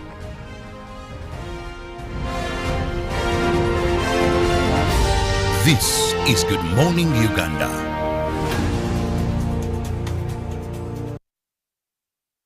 Uganda is rich in natural resources and hard-working people.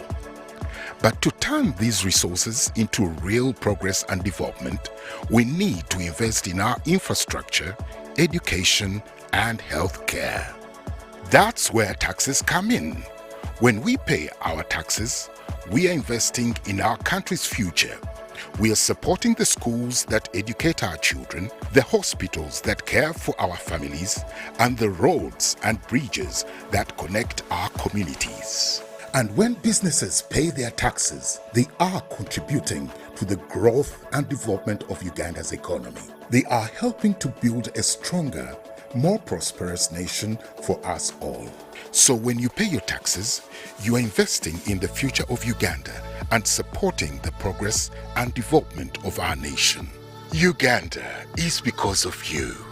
Uganda Revenue Authority, developing Uganda together. These days, our homes are no longer just the places we live. It's where we attend meetings, go to class, keep each other safe, and entertain ourselves. To do this smoothly, you need a reliable internet connection. Buy the MTN WakaNet router, which connects up to 32 devices and gets a free 40 GB data bundle at only 149,000 shillings. Or buy the MTN WakaNet MiFi at only 75,000 shillings and enjoy a free 15 GB bundle to stream, study, work, and play on the go. Visit any MTN service center to buy the MTN WakaNet router or MiFi and enjoy the internet that does amazing things.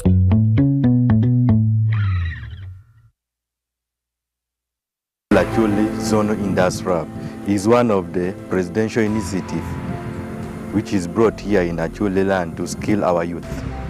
The skilling is free of charge. What you really need, you have to be within the age of 18 to 35. They don't need any requirements apart from being willing. You have to be willing, and a youth who is willing to get the skills. The courses we have started with only 4. That is tailoring, hairdressing, carpentry, and welding. First intake, we registered 212. We admitted 212 students from 10 administrative units of Acholi. These students, they recruited them from different districts within the Acholi sub-region. If we continue with this cooperation, many beneficiaries will pass through us, and they will go with enough skills, unknown skills, which will change them and later bring them into an economy. We shall really fight poverty in that way.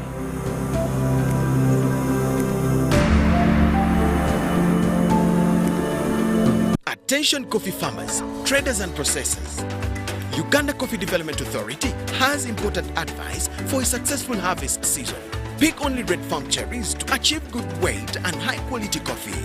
For natural processing, dry coffee on tarpaulin, concrete or clothing to avoid mold growth.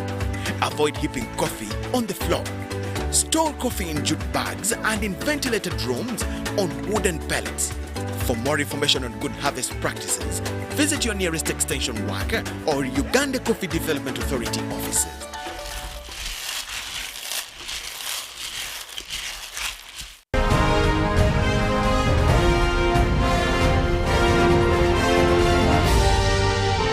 This is Good Morning Uganda.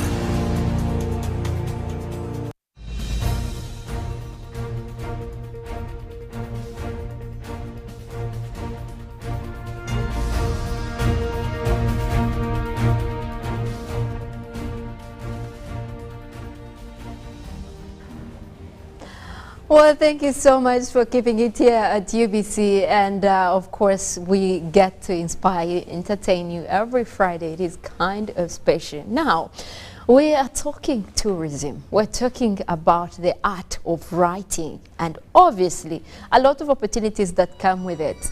Well, this morning we're lucky to be joined by Alan Namsing here, who will be talking to us about what is the next big thing. She is the CEO of Uganda Uncovered, and obviously moving a campaign right now about writing, and obviously how you can promote domestic tourism through the art of writing. That is quite an impressive one. Many thanks for joining us this morning, Irene. And we would want to know about the third edition of Uganda Uncovered right now. What is it all about, and what is in store for people that would want to be involved? Okay, thank you so much, Marlene. Uganda Uncovered is a youth enterprise that is aimed at promoting Uganda's tourism through travel stories. We aim at giving you a taste of stories, through a taste of Uganda through stories by Ugandans, for Ugandans, and those who wish to have a feel of what it is to be Ugandan.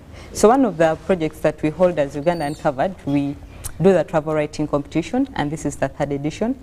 The competition is aimed at interesting the youths into exploring the country. We want to give them what is uncovered in Uganda, what beauty is in Uganda that the youths don't know. So that is why we do the competition, so that we interest youths to visit different destinations so that they can come back and do different stories that can inspire another to tour the country. But we also aim at giving them a basic entry into the tourism industry.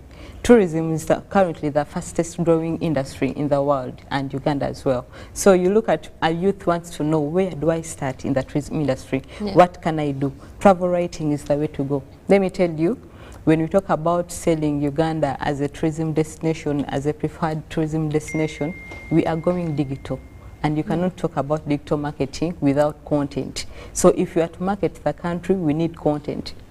Selling the country has moved from just selling the products, selling the products to the story. Yeah. It has moved to the stories that we tell. Yeah. People are buying stories. So if we can groom a legion of travel writers to write beautiful stories, compose stories about Uganda, we can easily interest different Ugandans to travel the country, and also international tourists. Well, we will also look at, obviously, when you talk about stories that can promote the country, we look at also the importance of that, or what it brings to the table, the meaning of that to Uganda as well. But, you know, as we talk about travel writing, it's not something that a lot of Ugandans have been so much involved in. But, you know, what is at stake for them, for people who are going to be more involved in this profession as travel writers? What is at stake, or what importance can they look forward to through this writing? Just like I've told you that when it comes to tourism, it is digital. So there are many opportunities, job opportunities that get to the youths when they are skilled with travel writing. Because when you look at the Uganda Tourism Board is looking for content to post on their blogs. When you look at tour companies, they are looking for content. When you look at newspapers, they want travel stories, magazines. Personal blogs are unlimited. You can have a personal blog and keep on updating your content. You get that? Yeah. So there is a lot of opportunities in travel writing. It is a profession that we want to groom in the country. You find that even the world's biggest travel magazines like Wanderlust, when they want to get a story maybe about gorilla trekking in Uganda, they'll sponsor a writer from their country to come here and do the story. But if we have groomed writers here, that will be an opportunity for them. So that is what we are looking at. About this year's competition, give us more details on how you're working on this, who is eligible to participate, but also what is the grand finale like for the writers? what can they stand to benefit from this? So this year's the best writers, of course, are going away with fully paid trip packages with different companies like Mango Safaris. Uganda Tourism Board is taking the best 20 writers, and then they're also getting cash prizes. Okay. But also, last year, the travel writer of the year is currently working with Ministry of Tourism and Uganda Tourism Board on their media team. So there are so many opportunities that are coming their way for those who are going to participate. But still, even all participants, whether 300 or 500 participants, they're all going to undergo a training. Okay. A training into travel writing skills and basic search engine optimization, digital marketing, because after getting the skills, what next? You need to know how to market your work. So we are going to train them, and or maybe what else? We are the submissions, every youth is eligible. If you're between 18 years and 35, you're really, and you've traveled anywhere, you're really eligible to participate. And you don't need to be when you've gone to the national parks, because this year's theme, it is Uganda Beyond Wildlife. There is tourism in Kampala that we miss out every day. Every day you pass by the monuments. But do you know the history behind them? You know what history is there, the heritage. So there is Uganda Beyond Wildlife, even if you're just in Kampala, even if you just have a story maybe about Kasui Tombs or Rubaga Cathedral Center, you can write that story and you can come out as a winner.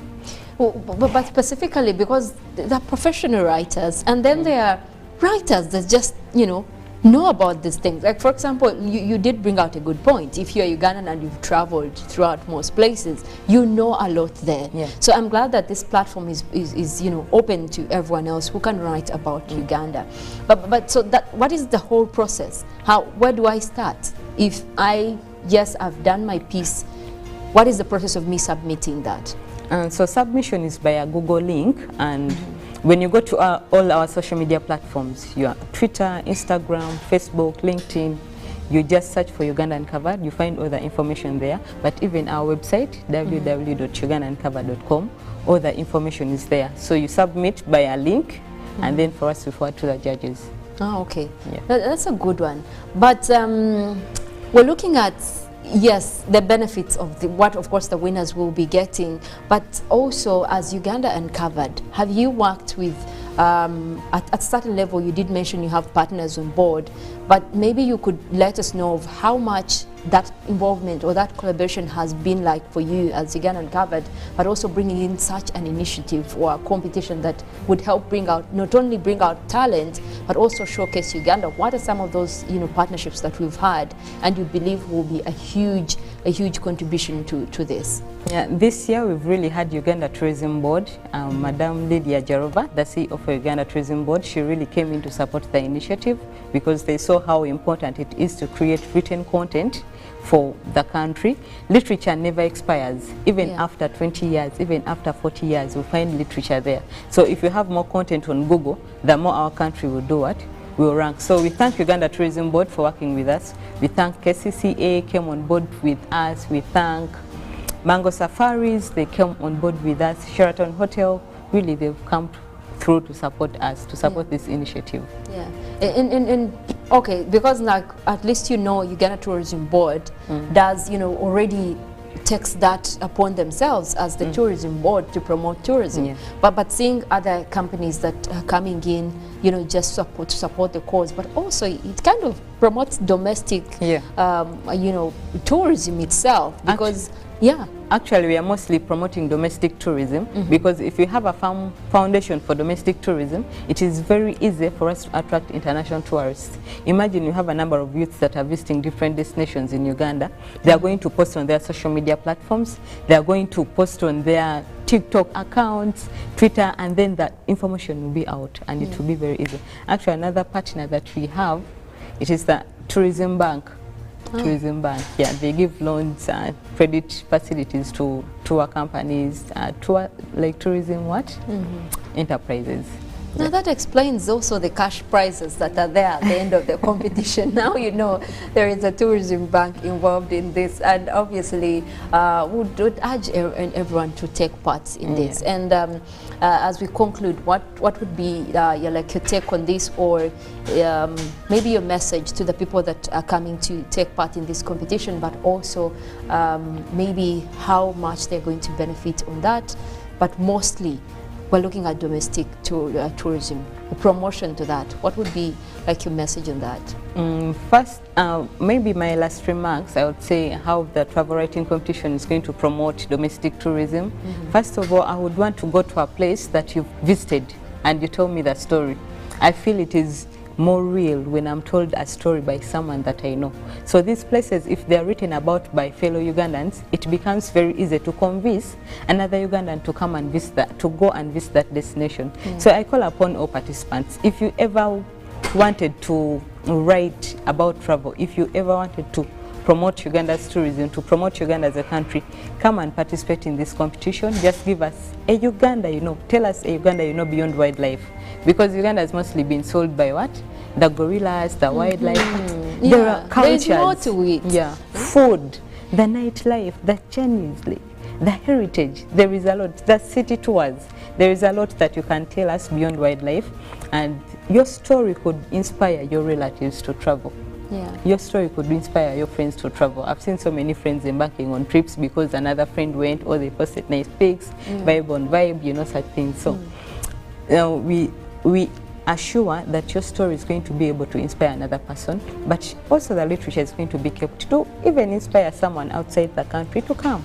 And from one tourist, you find that tourism is a big value chain. Just from just one tourist, just $1, you're going to find that a tour operator earns from it, a forex bureau earns from it, a hotelier, a tour guide, a transporter, even a street vendor. You get. So a farmer sells food to a hotel. So it is a big tourism, it is a big chain that if we only get very many writers, we are able to attract several tourists and improve the industry. Quite a huge benefit right in there. But Uganda, it's the pearl of Africa. We are much endowed. There is a lot to write about. There's a lot to write about in your journeys, but also you know, something that you pride in different cultures. And I think this is a very good platform that you have created out there. Well, we'll be leaving it at that, and obviously still encourage everyone to be involved in such initiatives. Go there online and obviously be able to take part in this competition that is Uganda Uncovered, and obviously aimed at promoting domestic tourism. We have sports coming up. Ruben will be here to take you through more right after the break. Good morning.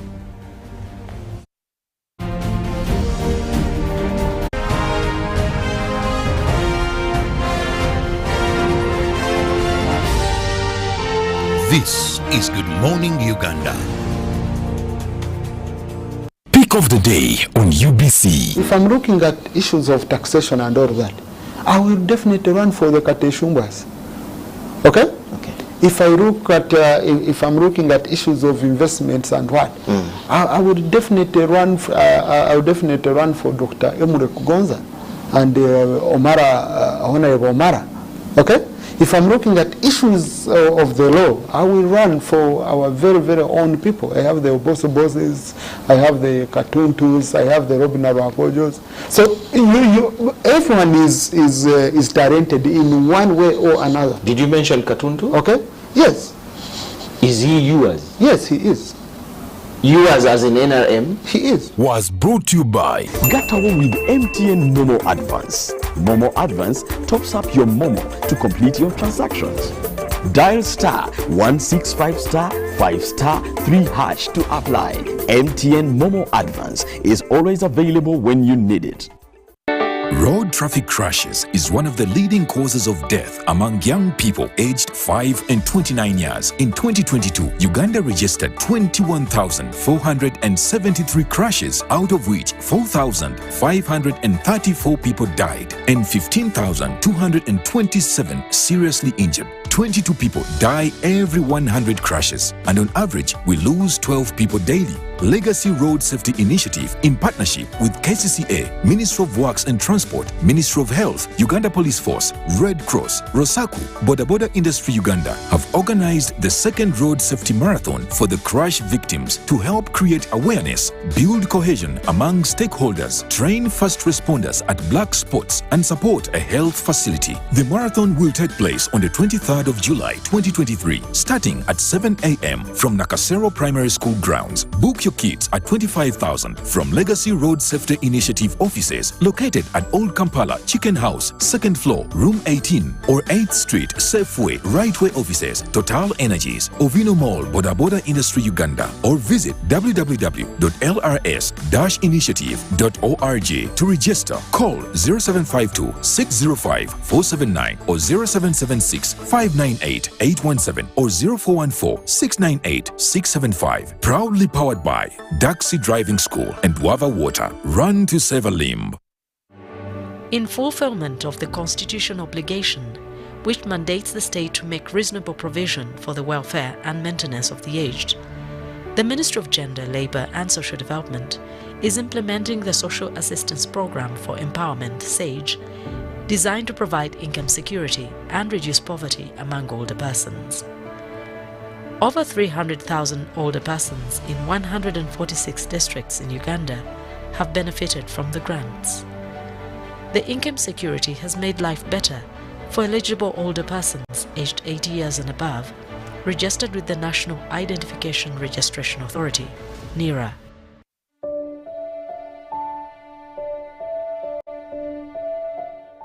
Nze Kajja Agustino nina emyaka guno gwa 87.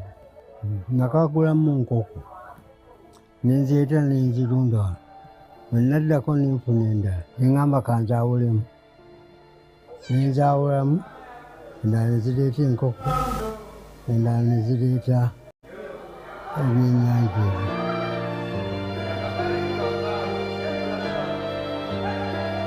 Era enkoko kyenjogera ku Lwokuna olwa wiiki eno ngenda kuleeta. Waliwo neyasigalawo weeri awo. Obubaka bwenjagala obwa gavumenti lwa mukulu kumpa kasente ako mbe nga neyongerako.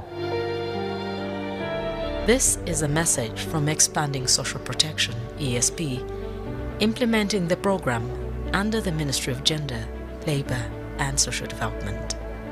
ESP, better life chances for all. It's Freaky Friday from Airtel. Buy or gift. Buy or gift. Get freaky too! Dial star 100 star 10 hash to load a Freaky Friday bundle for you to enjoy the best offers on voice and data. To buy a bundle for friends and family, dial star 100 star 10 hash. Freaky Friday with Airtel. Buy or gift a bundle today. Dial star 100 star 10 hash to get started. Airtel, a reason to imagine.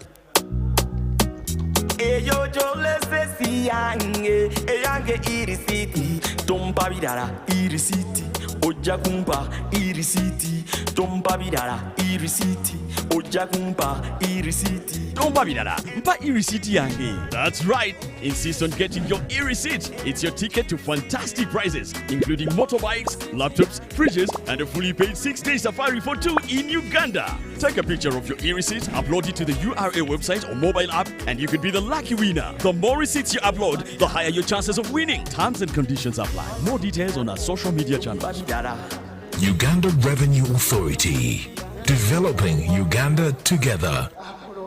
Attention coffee farmers, traders and processors. Uganda Coffee Development Authority has important advice for a successful harvest season. Pick only red farm cherries to achieve good weight and high quality coffee. For natural processing, dry coffee on tarpaulin, concrete or clothing to avoid mold growth. Avoid heaping coffee on the floor. Store coffee in jute bags and in ventilated rooms on wooden pallets. For more information on good harvest practices, visit your nearest extension worker or Uganda Coffee Development Authority offices.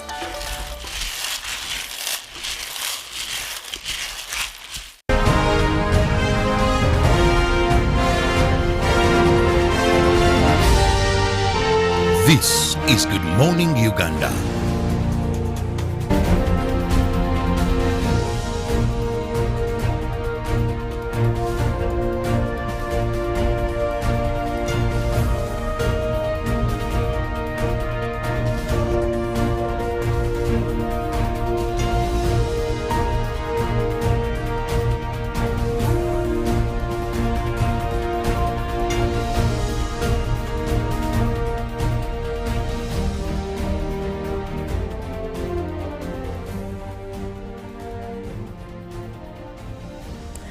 Well, you're still watching Good Morning Uganda Friday special on this wonderful Friday, the last day of the month, with lots of entertainment, quite a number of achievers we've had here on the show. Well, Mullen really did give them quite some good conversation time. Well, still on the entertainment, of course, earlier on we had quite an amazing performance that came in from Mwesigwa, and I did promise that much later on in the show we'd have a wonderful conversation. I love people who know how to work their way around instruments.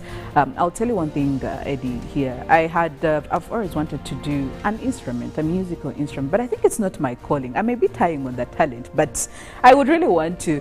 And I tried to do piano, and the work is just there and there. But when I see people working things like the saxophone, I get so impressed. So I want to know more about that instrument. How long have you been playing the saxophone? For a really long time, playing for over 8 years now. 8 years? Yeah. 8 years? Yeah. Oh my God. I'm intrigued to ask, at what age did you start? Because you look like a young man. Now when you say 8 years. I'm not young, I just look young. I'm too old. Okay. Okay. So since when did you start playing the saxophone? I started 8 years ago. 8 years. So do the math. I will do my math off air, because you know you guys are very smart people. They cannot do. Yeah. So now speaking of the saxophone, I've seen very many people coming up starting to engage in some of these instruments and you know, trying to play the instruments. I just really want to understand from you, when you look at our Ugandan music industry generally, because I want to believe you're also part of those performing artists, do you think that we still have more opportunities and platforms and more space, especially when it comes to this field where people are instrumentalists? Do you think we still have more space for young people to come in? Sure. There's so much space, and I would advise more people to learn. You know, join the crew. Yeah. And you're also welcome. Well, I'm going to try. I'm really going to try. You'd look good on the piano. On the piano, right? Yeah. I think that's this is a very good word of encouragement. Also, you better not be lying to me before. No, I'm serious. I'm serious. So how long does it take to learn how to play an instrument like that? Usually it depends on your brains. If you have good brains, then you learn very fast. If you're a slow guy, then of course it will take you some bit of time. But generally, yes, within maybe 3 months, you can be able to play some simple stuff like Baby Jesus, something like that. But nicely. Yeah. Okay, so do you have any ongoing projects, something you've worked on previously? I mean, I would love to know all of that. Yes. I've been doing a lot of music and lots of recordings. And you guys will listen to some of my stuff, I think towards the end. Yes. Beautiful music. Okay. And you love it. You love it. There's more music in stock, and if you want to hear some of that, you can follow me on my pages, Eddie Mwesigwa, everywhere. Everywhere. Twitter, Eddie Mwesigwa. Yes. Facebook, Eddie Mwesigwa. Yes. Instagram? YouTube, Instagram, Facebook, TikTok. As you know, today is actually Social Media Day. Yes. And we have been talking about making a review of some of who are thinking or we're trying to have a conversation about if social media has done more harm than good or more good than harm. Now, I want to know from your perspective, how has social media helped you as Eddie, you as a saxophonist? How has it actually helped you, or has it actually done anything for you? Yes. Because we could be assuming things. I grew up on social media actually. Oh! By the time you are a social media baby. Yes. Okay. So by the time I started learning these things, it was so hard to join a band. It was always for the grown-up people. So you would not easily get a chance to perform with a band. And so, especially when I started learning the sax, I did lots of videos on social media, and that's how I got the world to know that I existed. Okay. So the social media has done really good to me, especially as far as my career is concerned. Many of you guys know me from social media. You would never have known about me or this beautiful music if it wasn't. Yes, if it wasn't social media. Yeah. Okay. Now the weekend is here. What is your plan? What do you do? Do you do anything with your saxophone over the weekend? Yes, yes. I perform at functions. I perform at small functions, big functions, corporate functions. I'm always there. And so that's what occupies my weekends. Okay. Yeah. Well, what are we going to listen to finally as some of your final performances for this morning? Finally, I think we're going to listen to Bailando and then we'll listen to something gospel. Yeah, something gospel. And okay. I hope you enjoy it. I'm sure I'm going to enjoy it. I will just leave you to first play one of the songs, and then we can sign out. Sure, sure.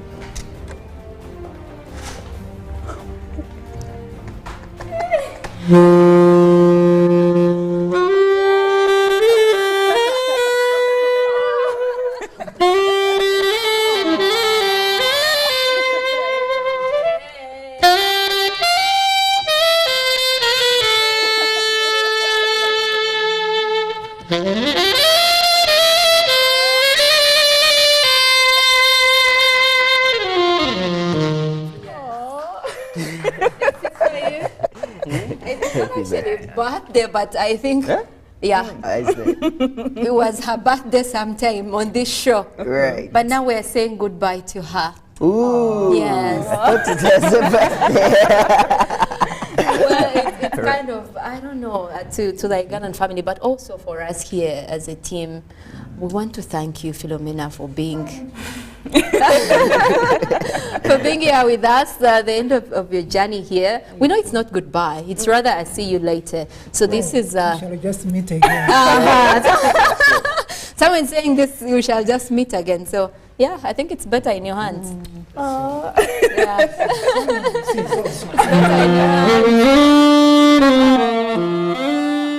Bonjour. Bonjour. Ça va? Ça va bien. Ah, tu es français? Quelques mots, un tout petit let's peu. not overdo this. Okay. All right, so I'm really excited by the fact that I'll be joining this amazing team. And I can also tell you that we are going to have some time together. We're going to make stories. We are going to make memories. Yeah. Me and you. I'll use that. I feel the need to kind of clap and be like, yeah. Because if I use any of those descriptions, then how are you, Philo? All right. How are you doing? Oh, Sam, it's good to have you. You look... Maybe I am. Maybe I am. Probably. How's your weekend? Quite a number of things that we will be seeing in the media. Very many feelings again have been expressed about this national budget framework. Some good and positive changes, especially when it comes to Uganda's judicial system. Well, the days are going by, but in the meantime, we're getting closer and closer to the budget reading for the financial year 2023-2024. Well, good morning, Uganda. Welcome back from a very an extremely long weekend. I'm very happy to be back here with the wonderful Good Morning Uganda crew. And of course, we are back at it. Serious business, politics, economics, social welfare. How have you been? Tuesday, 20th of June 2023, another day to be intentional about what it is you're doing and what it is that you intend to do. Good morning, Uganda. My name is Philomena Masco. Once again, good morning, Mullen. Leave this gentleman. I don't know why these people... Queen of the morning. Wow.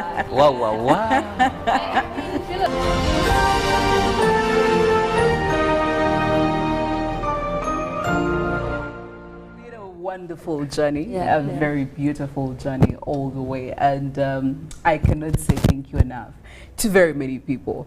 First of all, our producer Ruben Mpima Chividango for really believing in me and giving me this opportunity and meeting all the wonderful people and also believing in me and also giving me the responsibility to be quite the main host for this wonderful show. But also My team members, Robert, Molin, Felix, I do not know. I mean, we wouldn't have made Good Morning Uganda without you people. Very, many ups and downs, challenges, but most importantly, we've become family. It's really been a beautiful journey. The technical crew, the technical team, Famba, talking about Davis, talking about Kamoga Stephen, talking about brother Nasa, Godwin. These people have been doing quite a wonderful job. Alan, Fiona, the camera people, the people that have been running the studios. It's been very beautiful and wonderful. And of course, UBC as an entity, it's been a great to be here, to believe in me, to be part of you. But most importantly, our wonderful viewers. I mean, waking up every day, Monday to Friday, as early as 6 a.m. And, you know, you start the day until 9 a.m. It's really been quite a journey. I can even mention some of the viewers offhead. People like Derek, I've been seeing people like, I think, Livingstone. They've been coming through with the feedback, and it's been wonderful. All those that whose names I couldn't master, the messages that have been coming in, social media, fans and viewers, it's been really, really great. So I can't say that the journey doesn't stop here. Uganda is a very, it doesn't stop here, rather, it starts here. It's a very small country. I am sure we are going to be meeting very many people out there. So thank you so much, UBC. Thank you so much, Good Morning Uganda. And how I usually say, we have to leave you, but we still love you. Today I'm changing that statement. Yeah. I love you. I am not leaving you, but I am with you at heart. Yes, I am with you at heart. So thank you so much, Good Morning Uganda. Well, today definitely is my last day here for now. Maybe in the future we could always meet. So thank you so much. I can't be more grateful. And thank you for my cake, and thank you so much for the efforts that you put in. The good thing is we'll always meet, and above all, please, wherever you go, one of Philo's favorite songs right now will be playing, and he's there to take us through. I hope she dances. Yeah, she's going to. She's very good at listening. It's one of her favorites at the moment. Are you serious? Are we doing this? Are we doing the behind the scenes? Yes, we are doing it. We are doing it. Wama, drum roll. I know. You're supposed to be part of the dance. Yes, you're supposed to join. This is the final thing. You know, let's give her the best. Come over, show some skills. Yeah.